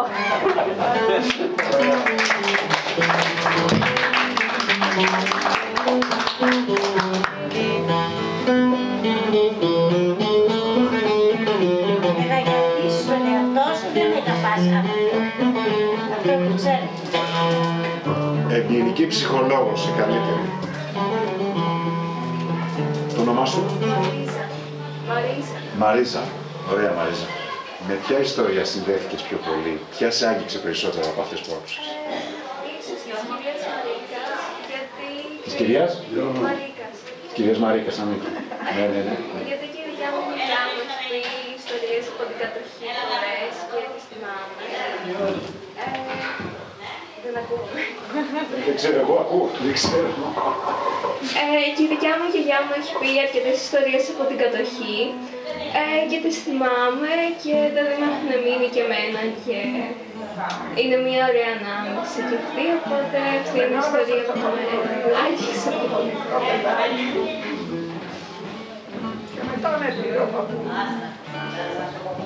Και τι συναισθήματα σου δημιούργησε? Συγκίνηση που άκουσα αυτή την ιστορία και τη μοιράστηκαν με μένα και που μου θύμισε και εμένα τη γιαγιά μου. Χαρά δηλαδή. Έχεις αυτή την χαρά και την ευλογία να έχεις μοιραστεί ιστορίες με τη γιαγιά σου. Ναι.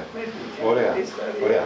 Θα ήθελες να πας και κοντά στην κυρία Μαρίκα, να της κρατήσεις το χέρι, να της πεις κάτι. Κάτω το μικρόφωνο μπορεί να σε χρειαστεί. Δεν μπορώ να περάσει. Έλα, πώς σε λένε? Μαρίζα. Μαρίκα. Μαρίζα. Μαρίτσα. Είναι Μαρίκα. Το ίδιο είναι. Το ίδιο κι εγώ. Το ίδιο όνομα. Το ίδιο όνομα. Είσαι καλά. Εντάξει.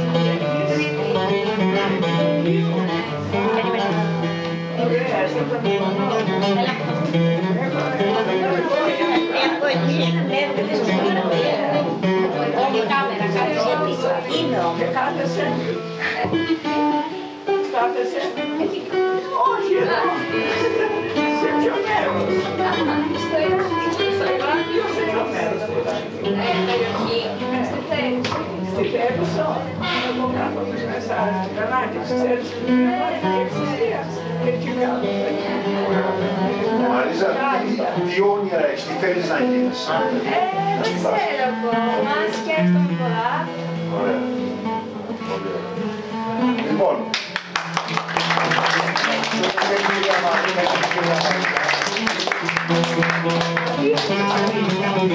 και τώρα η επόμενη κυρία είναι η Αργυρό. Γεια σου Αργυρό, λοιπόν. Εμένα μου άρεσαν όλες τις ιστορίες πάνω. Το μικρόφωνο δεν σ' ακούνε οι κυρίες και κύριοι. Ωραία, τώρα ακούμε. Ναι. Ωραία. Εμένα μου άρεσαν όλες τις ιστορίες, ήταν πολύ ξεχωριστές όλες. Και ιδιαίτερα, βασικά μου άρεσε πιο πολύ της κυρίας Βαγγελιός, νομίζω. Βαγγελιός, ναι. Ωραία. Και τον κύριο Γιάννη, γιατί και με τον κύριο Γιάννη είμαστε συγχωριανοί, τελείως τυχαία. Και ήταν όλες πάρα πολύ ωραίες. Οπότε έμαθες και κάτι για το χωριό σου? Ακριβώς, ακριβώς. Ναι. Μας είπε και ένα έθιμο που δεν το ήξερα που το έχουμε. Εμείς στην οικογένειά μου δεν έχουμε τόσα έθιμα πλέον, γιατί η γιαγιά μου πλέον δεν είναι μαζί μας και γενικότερα δεν είμαστε παραδοσιακοί, αλλά όχι και τόσο. Οπότε προσωπικά εγώ δεν ήξερα καν για το έθιμο αυτό, αλλά ήταν πολύ ωραία πράγματα. Και το έμαθες. Τα συναισθήματα που σου δημιουργήθηκαν? Νοσταλγία θα έλεγα, γιατί μας είπανε κάτι πολύ προσωπικό ο καθένας τους που πλέον δεν το ζουνε και το είχαμε ζήσει παλιά. Αγάπη που οι περισσότεροι ήταν πάρα πολύ κοντά με τους παππούδες τους που προσωπικά δεν το περίμενα λόγω των συνθηκών που βίωναν, να το πούμε έτσι. Αυτά. Ωραία, ωραία. Λοιπόν, και θα ήθελες να πας και στους δύο, στον έναν, στον άλλον? Στο Συγχωριανό, στο Συγχωριανό, ναι.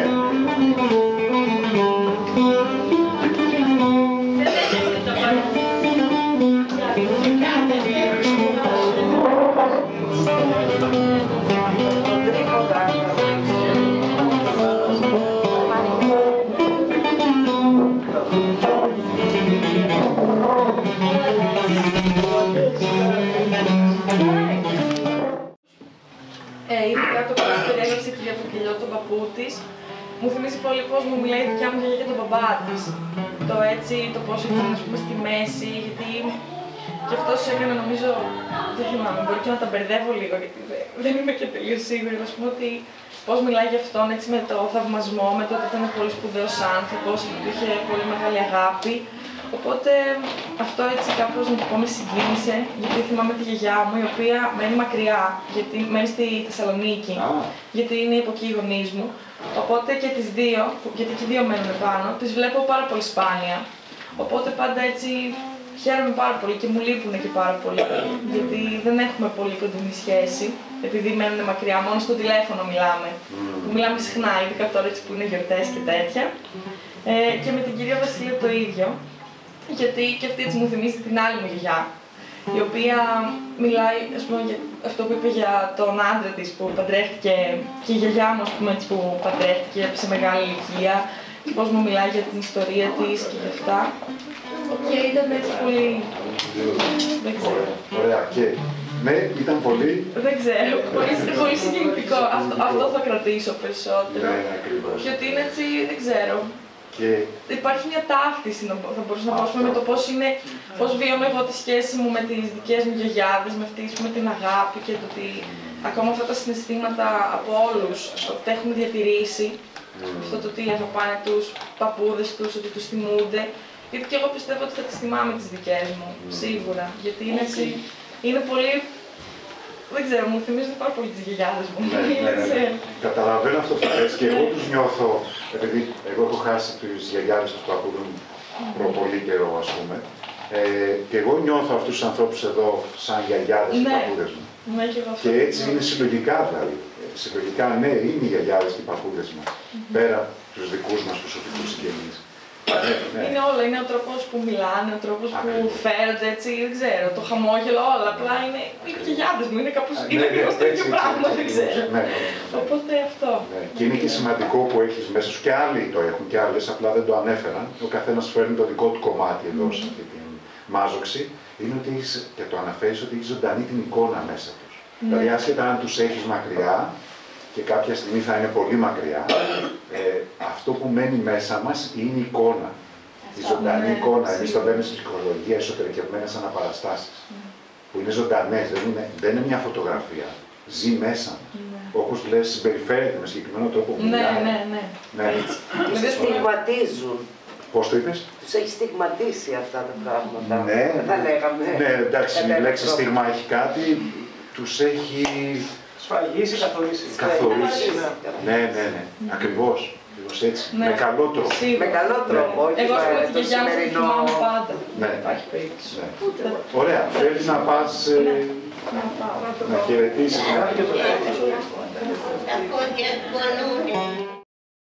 Τόσο δυνατές μνήμες με τις γιαγιάδες μου. Διότι μία είναι μικρή σε ηλικία και δεν την νιώθω τόσο πολύ σαν γιαγιά μου. Και η άλλη είναι σε ανάλογη φροντίδα, μονάδα φροντίδας ηλικιωμένα. Περισσότερο μου έκανε εντύπωση η ιστορία της κυρίας Βασιλείας, νομίζω τη λένε. Εγώ. Ναι. Το θάρρος που είχε βασικά, ενώ ήταν ερωτευμένη σε αυτή την εποχή, είχε θάρρος πάρα πολύ για να πολεμήσει και να κάνει αυτό που ήθελε. Και τι συναισθήματα σου δημιούργησε αυτό μέσα σου? Πάρα πολύ όμορφα συναισθήματα, γιατί πραγματικά πρέπει όλοι να έχουμε αυτό το θάρρος που είχε τότε και μου έκανε και εντύπωση για την εποχή που είχε ζήσει. Και εμένα. Και να επιλέγουμε το δρόμο μας, εκεί που μας πάει η καρδιά μας και να πληρώνουμε και το κόστος για αυτό. Να αντιμετωπίζουμε τους φόβους μας για να πάμε μπροστά. Ωραία. Και ήθελα να της κάνω και μία...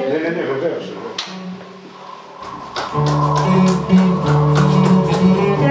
Βασιλεία, ερώτηση. Δυνατά. Ερώτηση θα σου κάνει το κορίτσι. Ναι, να ρωτήσω. Και να σας ρωτήσω αν τον δέχτηκαν τελικά τον άντρα στις γονείς σας. Κάνε έτσι αυτό. Οι γονείς σας δέχτηκαν τον σύζυγό σας? Ναι, γιατί με τούσανε πολύ. Όχι. Και μετά λένε αυτοί, ας πάρει όποιο θέλει. Προκειμένου να μην στο ράφι.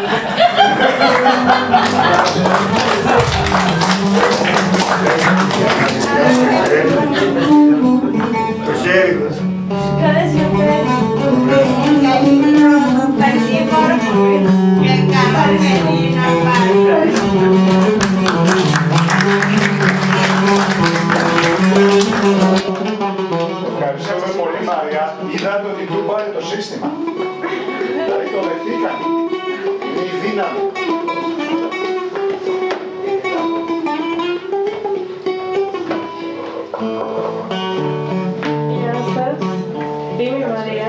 σου Μαρία.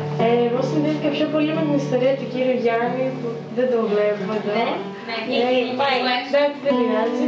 Επειδή είπε ότι η γιαγιά του έδινε διάφορα πράγματα και αυτό με την ποδιά που είπε, δεν το θυμάμαι ακριβώς.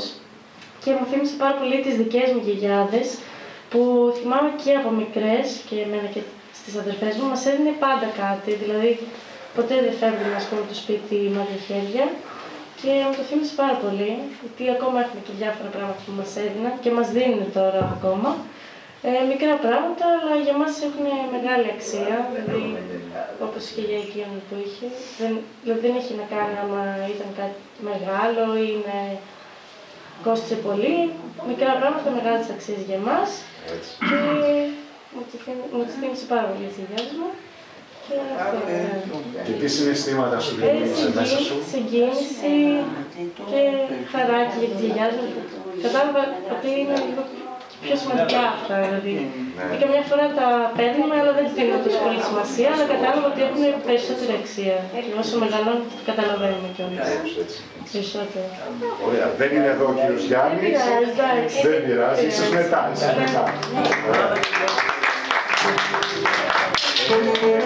Να πω κάτι από μια πρόσφατη εμπειρία μου. Όπως σας είπε και η Ελένη, κάνω κάτι ανάλογο με ενήλικες. Και πρόσφατα κάναμε, δηλαδή πριν 4 μέρες, κάναμε ένα storytelling σε ένα καταφύγιο στην Πεντέλη, που είναι έξω από την Αθήνα. Που πράγματι κάθε μία κυρία και κύριος έλεγε την ιστορία του. Εκεί είχαμε ανάψει το τζάκι του καταφυγίου, είχαμε φέρει φαγητά, υπήρχε κάποιος που έπαιζε μουσική, οι κυρίες που τραγουδάγαν και τελικά αυτό που είπαμε και το έγραψα εγώ στα social media με τις φωτογραφίες, είχαμε και μια λεπούδα απ' έξω, μια λεπού που περίμενε να φάει. Λοιπόν, ήταν ότι οι αυλές το έγραψα σαν συνταγή ευτυχίας. Η συνταγή ευτυχίας τελικά είναι οι απλές στιγμές. Είναι να ποιος είναι φιλόλογος εδώ? Να αδράξεις, μπράβο κύριε Χρήστο. Να αδράξεις τη στιγμή με όλους σου το είναι. Έτσι, και αυτό μας διδάσκει και αυτές οι ιστορίες των ανθρώπων και η σημερινή μας εμπειρία. Λοιπόν, ωραία. Ονομάζομαι Στέλιος. Όλες οι ιστορίες μου άρεσαν καταρχάς. Και μπορώ να πω ότι ξεχώρισα 2, της κυρίας Μαρίας και του κύριου εδώ πέρα με το κόκκινο. Του κύριου Νίκου. Ναι, του κύριου Νίκου. Του κύριου Νίκου, ναι, εσάς. Αρχικά της κυρίας Μαρίας την ξεχώρισα διότι και εμένα οι δικοί μου παππούδες είναι πρόσφυγες και φύγανε από τη Μικρά Ασία. Οπότε μου έκανε εντύπωση όλα αυτά που ανέφερε και μπορώ να πω ότι συγκινήθηκα αρκετά. Διότι αντίστοιχες στιγμές πέρασαν και οι δικοί μου άνθρωποι μέχρι να φτάσουν εδώ πέρα. Και για να γεννηθείς εσύ. Ναι. Για να γεννηθούμε όλοι. Για να ξεκινήσουμε και μια νέα αρχή βασικά. Ακριβώς, ναι. Έτσι. Και του κύριου Νίκου, διότι με τον παππού μου κάνουμε αντίστοιχες δραστηριότητες, όχι τόσο ως εργασίες, αλλά κυρίως για να περνάμε χρόνο μαζί. Δηλαδή, μία έντονη ανάμνησή μου ήταν το φτιάξιμο του χαρταετού που κάνουμε κάθε χρόνο πριν την Καθαρά Δευτέρα. Ναι, και είναι κάτι που μου αρέσει ιδιαίτερα να το κάνω, ξέρω εγώ. Μαζί με τον παππού. Βέβαια, ακριβώς. Ναι. Και μένει μέσα σου σαν εικόνα αυτό που έλεγε η Μυρσίνη πριν. Μετά κάποια στιγμή. Ναι, φυσικά, εννοείται. Δηλαδή, και θα προσπαθήσω να το περάσω και στις επόμενες γενιές. Δηλαδή, θεωρώ ότι είναι πάρα πολύ σημαντικό όλο αυτό, το να περνάς από γενιά σε γενιά, ξέρω εγώ, έθιμα, συνήθειες κλπ. Οπότε θα το προσπαθήσω, θα το επιδιώξω να σου πω. Το λέει και η ψυχολογία αυτό, άσχετα αν σήμερα δεν πιστεύουμε ή πιστεύουμε, ο καθένας έχει τη δική του θέση, στις μαγικές ιδιότητες κάποιων, μαγικές εντός εισαγωγικών, έτσι, κάποιων ευθύμων, δηλαδή αν θα φέρει καλή τύχη, αν το κοριτσάκι θα πάει πίσω τίποτα, δεν έχει σημασία. Το δρόμενο σαν δρόμενο είναι πράγματι πολύ θεραπευτικό, πολύ σπουδαίο για μας. Τι όνειρες για τη ζωή, έχεις αποφασίσει κάτι? Ψυχολογία έχω ως πρώτο. Ναι. Είσαι σε καλό δρόμο. Για ψυχολογία είμαστε όλοι.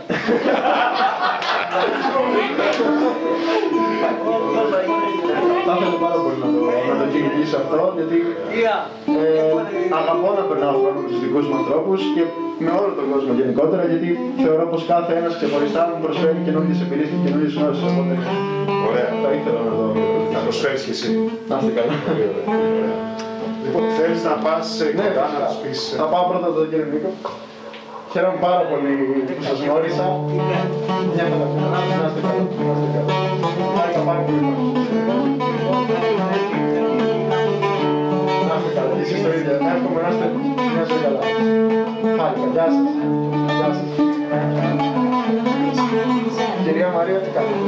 Φτάσω να σκοτώ για να φέρνει, γιατί δεν είσαι με τραπέζι. Πώς είστε? Εύχομαι να είστε πάντα καλά. Και εγώ.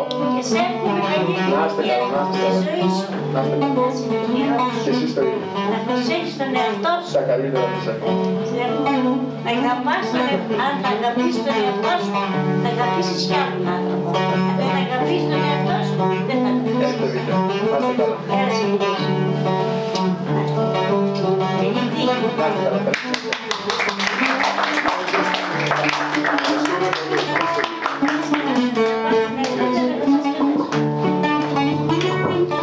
Τελειώσαμε. Ναι, αλλά έχουμε εδώ τους ενήλικες. Ο κύριος... Ο Γιώργος Κανάκης είμαι εγώ.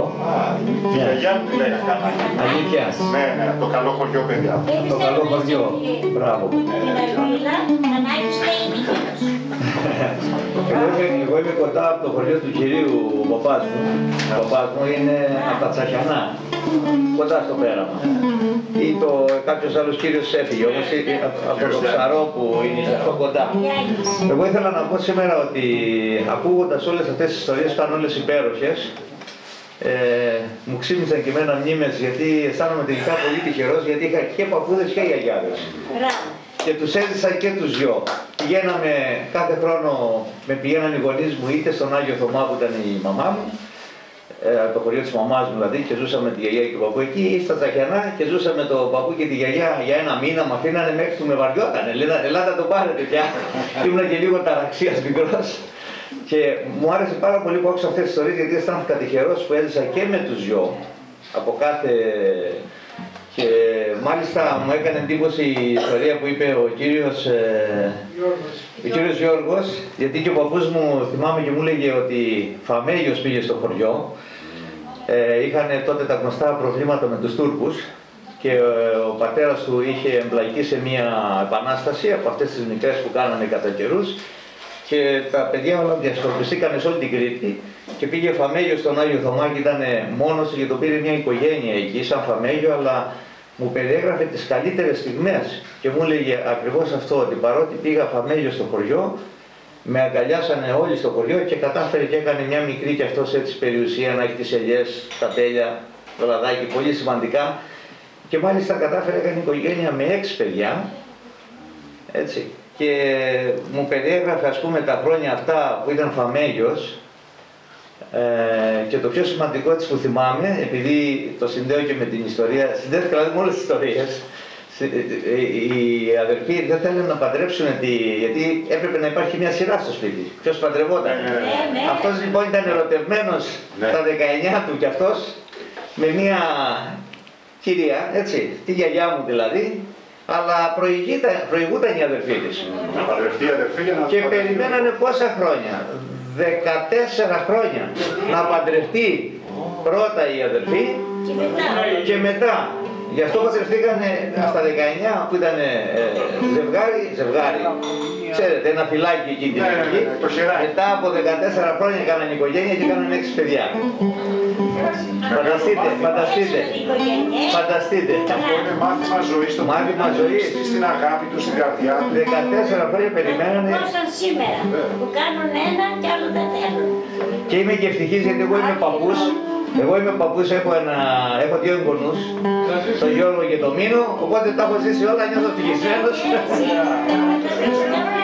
Ήταν μια όμορφη σήμερα στιγμή εδώ, γιατί πραγματικά αυτό το πάντρεμα, έτσι, τα νέα τα παιδιά εδώ, με την πρωτοβουλία του Χρήστου το ξεκινήσανε, γι' αυτό συμμετείχαμε και εμείς που ασχολούμαστε με τα παιδιά, τα κακοποιημένα παιδιά, τα παραμελημένα παιδιά.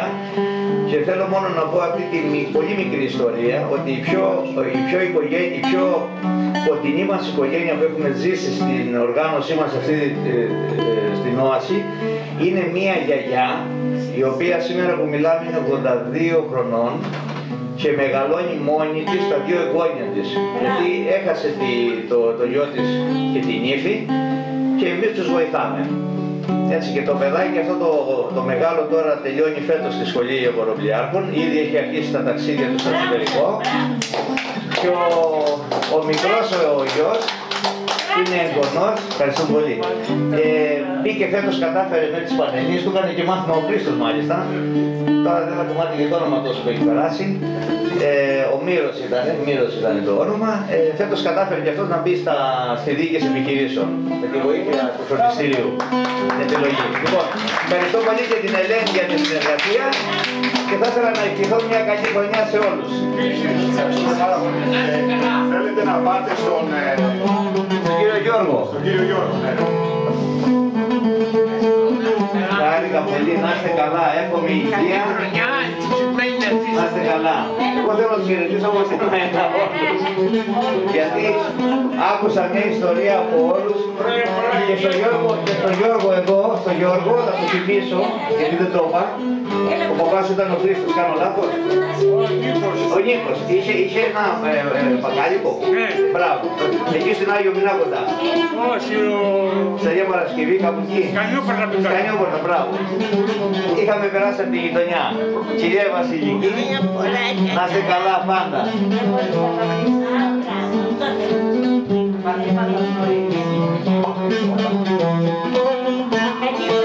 Εύχομαι καλή χρονιά.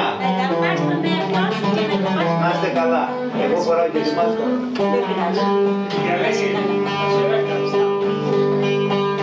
Ευχαριστώ πολύ για την ιστορία που είπατε κι εσείς. Ήταν υπέροχη. Το πρωτοχωριανό μου εδώ, με τις ματινάδες του. Να είστε καλά. Χάρηκα που σας γνώρισα. Να είστε καλά. Και του χρόνου. Να είστε καλά, χρόνια πολλά. Χρήστο, να μας πεις κάτι. Η Όλγα δεν μίλησε.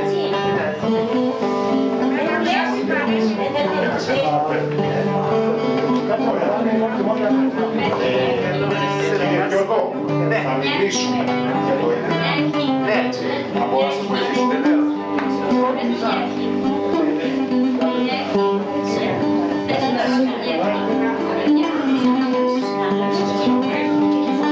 Λοιπόν, και εμείς από το φροντιστήριο Επιλογή, εγώ είμαι ο Χρήστος Κανέλας, είμαι ένα από τα παιδιά που έχουμε την επιλογή, το φροντιστήριο. Θέλουμε να σας ευχαριστήσουμε πάρα πολύ για όλα αυτά που κάνετε και για εσάς και την Ελένη που βοηθάτε πάρα πολύ να ανοίξετε νέους ορίζοντες στους οίκους ευγυρίας, να δώσετε ευκαιρία στους ανθρώπους να πούνε ιστορίες που κρατάνε μέσα τους, να τις εξωτερικεύσουν και να τα πούνε και επίσης να βοηθήσουν νέα παιδιά να δούνε την ιστορία της ζωής τους μπροστά και να φτιάξουν το δικό τους αστέριο όπως μας δείχνει εδώ πέρα η κυρία Μαρία, πάντα όμως σε σχέση με την παράδοση. Όλοι έχουμε παππούδες που αγαπάμε, σήμερα εσείς μας δείξατε και γιατί τους αγαπάμε. Λοιπόν, να είστε καλά, σας ευχαριστούμε πάρα πολύ από μένα και τα παιδιά για τις συγκεκριτικές σας ιστορίες. Να είστε καλά. Ευχαριστώ πάρα πολύ. Τι γράφει, για πείτε λίγο. Τα γράμματα μην αυτά, μην τις κατευθείς. Μην τις κατευθείς γράμματα, έτσι. Γιατρού γράμματα. Εδώ λέει Τσαρκιζή, να είστε καλά, κύριε Μαρία. Θα το έχω να σας θυμάμαι. Να είστε καλά, να είστε καλά. Ευχαριστούμε και εμείς για τη συμμετοχή, έτσι και την ευγενική πρόθεση. Αλλά δεν μας είπατε ποια ιστορία σας άρεσε. Ποια σας άρεσε. Ποια μου άρεσε. Λοιπόν, εμένα μου άρεσαν όλες τις ιστορίες γιατί είχαν κάτι από τις ιστορίες του δικού μου του παππού. Ο παππούς μου πολέμησε στο Αλβανικό, πολέμησε στην Αλβανία. Πέθαναν όλοι σχεδόν οι φίλοι του. Και από τότε που μου έλεγε τις ιστορίες του, μου έλεγε τις ιστορίες της ζωής του. Ήταν και αυτός κατατρεγμένος άνθρωπος, δηλαδή πολύ φτωχός. Πάντρεψε πρώτα τις αδερφές του και μετά παντρεύτηκε, έπρεπε να παντρευτεί αυτός. Επειδή ήταν άξιος άνθρωπος, παντρεύτηκε σε μια πλούσια οικογένεια. Από πού είναι? Εγώ είμαι ο Τρικαλινός, από την πύλη Τρικάλου. Λοιπόν, και μεγαλώσαμε εγώ και η οικογένειά μου και όλοι οι συγγενείς με ιστορίες από το αλβανικό μέτωπο. Και γι' αυτό ασχοληθήκαμε όλοι με το ιστορικό αρχαιολογικό, δηλαδή με τις ιστορίες, και επειδή ήταν πολύ καλός αφηγητής, έτσι και εμείς ασχολούμαστε όλα τα εγγόνια του, ασχολούμαστε λέγοντας ιστορίες. Και έτσι ήταν πολύ ωραίο το πρόγραμμα σήμερα να λέμε τις ιστορίες μας και να μοιράζουμε την αγάπη μέσα στην καρδιά μας. Αυτό εγώ το ζωγράφισα και σε έβαλε και το όνομα. Ευχαριστώ πάρα πολύ. Σας ευχαριστούμε πάρα πολύ για οτιδήποτε έχετε κάνει. Να είστε καλά και ελπίζω και του χρόνου να μπορέσουμε να κάνουμε κάτι αντίστοιχο. Θα σας ξαναδώ όλους όμως. Φροντίστε το, κρατήστε γερά.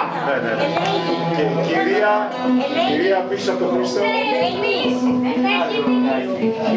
Εγώ είμαι η Όλγα Μανιά. Τώρα δεν θυμάμαι το όνομα του κυρίου. Με συγκίνησε πάρα πολύ η ιστορία του. Του κύριου Γιώργου. Γιατί εκείνη την εποχή ήταν κάπως πιο δύσκολα τα πράγματα. Κάποιος πίστεψε σε αυτό το παιδί και βγήκε αληθινή. Σας έδωσε, το έκανε μέσα από την καρδιά της, σας έδωσε πάρα πολύ αγάπη και αυτό σας βοήθησε στην πορεία της ζωής σας.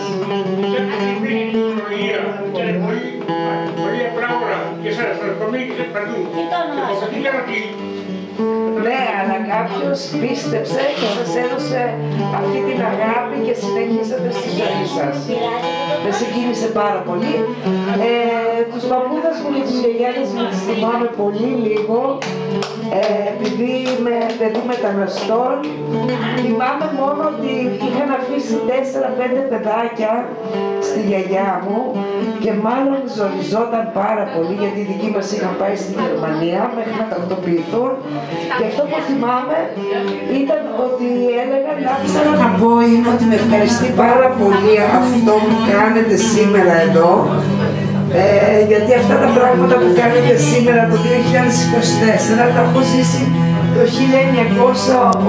1980 και μετά στη Γερμανία, που ασχολούνται πάρα πολύ με τα κοινωνικά με εσάς και με χαροποιεί πάρα πολύ που υπάρχουν τέτοιοι άνθρωποι, κοινωνικοί λειτουργοί, εκπαιδευτές, ψυχολόγοι και ασχολούνται για έναν κόσμο καλύτερο. Και μας διδάσκουν πάρα πολλά πράγματα. Αυτά από μένα, καλές γιορτές, να είμαστε όλοι υγιείς και να αγαπάμε όλο τον κόσμο. Γιατί με την αγάπη προχωράμε. Κύριο Γιώργο, ευχαριστούμε πολύ. Θα πάω μετά στον κύριο Γιώργο.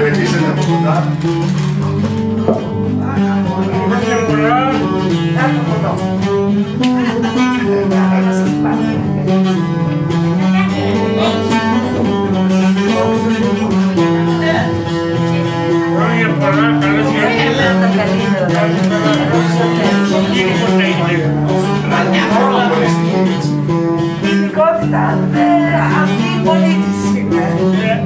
Πάντα να κάνετε τέτοιες δουλειές.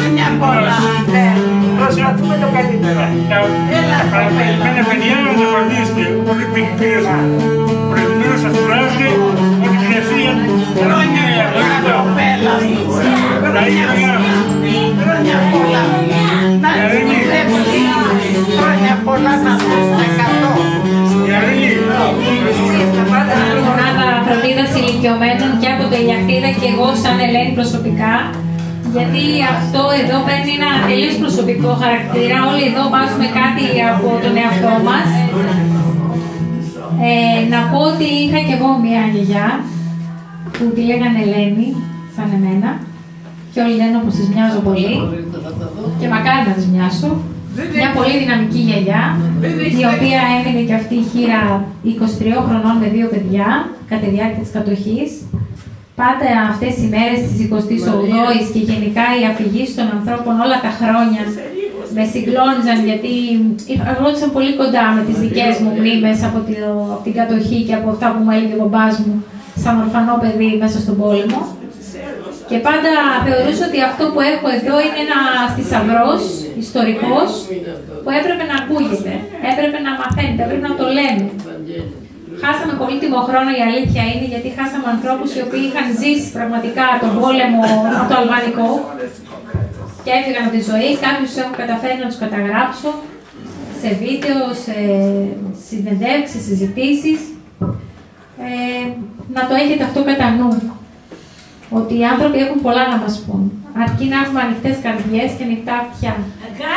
Να μην κολλάμε εκεί στη λεπτομέρεια, το ότι ο άνθρωπος που είναι μεγάλος λέει πολλά, ίσως λίγο περιττά, ίσως μας τρώνε λίγο χρόνο παραπάνω, όμως κρατήστε την ουσία. Γιατί έχουν πολλά πράγματα να πούνε οι άνθρωποι. Η εμπειρία και η σοφία της ζωής είναι πολύ σημαντικό για τις ζωές σας αργότερα. Το είδα εγώ πώς λειτουργήσε σε μένα και πώς λειτουργεί στα παιδιά μου, στα εγγόνια μου και εγώ γιαγιά. Και μεγάλη ευθύνη αυτό το πράγμα, μεγάλη ευθύνη.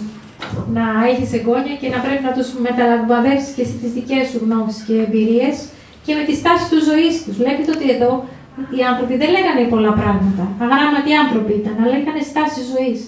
Και αυτή υιοθετήθηκε τελικά. Αυτοί κράτησαν τους. Ήταν ένας καλός άνθρωπος. Πόσες φορές είπε τη λέξη καλός? Καλός, πολύ καλός, καλός. Και λες τώρα εντάξει, καλός. Αλλά δεν είναι αυτό. Είναι όλο αυτό που περικλείει μέσα αυτή η λέξη καλός. Ευχαριστώ πολύ τον Μάνο που για μια ακόμα φορά ήταν μαζί μας. Είναι για μένα πολύτιμος συνεργάτης.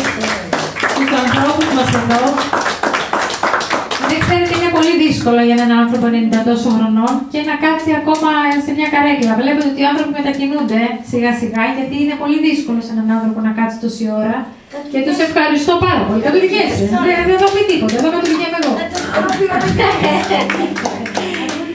Να σας ευχαριστώ πάρα πολύ. Να ξέρετε ότι καταρχήν ότι οι άνθρωποι έχουν φτιάξει ευχές που σας τις έχουν ετοιμάσει.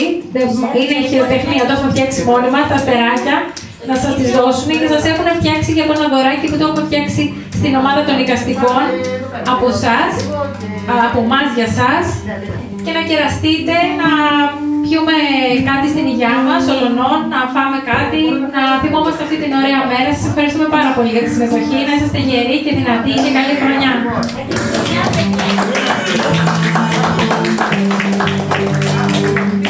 Ευχαριστώ και εγώ από τη μεριά μου την Ελένη για αυτή τη μοναδική εμπειρία, γιατί είναι πολύ διαφορετικό με τις συγγένειες αλλά και τη διαφορά ποιότητας, δόνησης που έχει το να δουλεύεις, το να μοιράζεις τέτοιες στιγμές με μεγάλους ανθρώπους, γιατί υπάρχει μια μαγεία.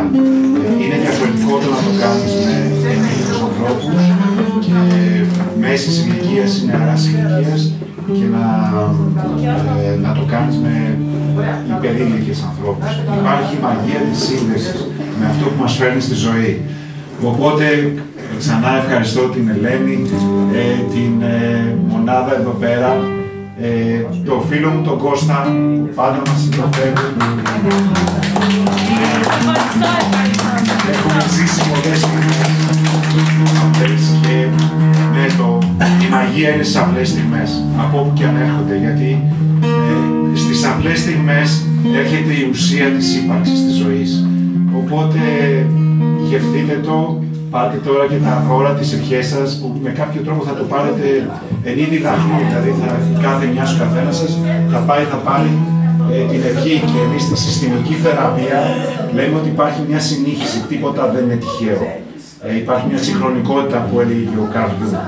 Λοιπόν, κάτι λέει αυτή η ευχή για εσάς που θα πάρετε. Έτσι. Αυτά, καλή χρονιά να έχετε, καλή πρωτοχρονιά και στο επανειδήμα.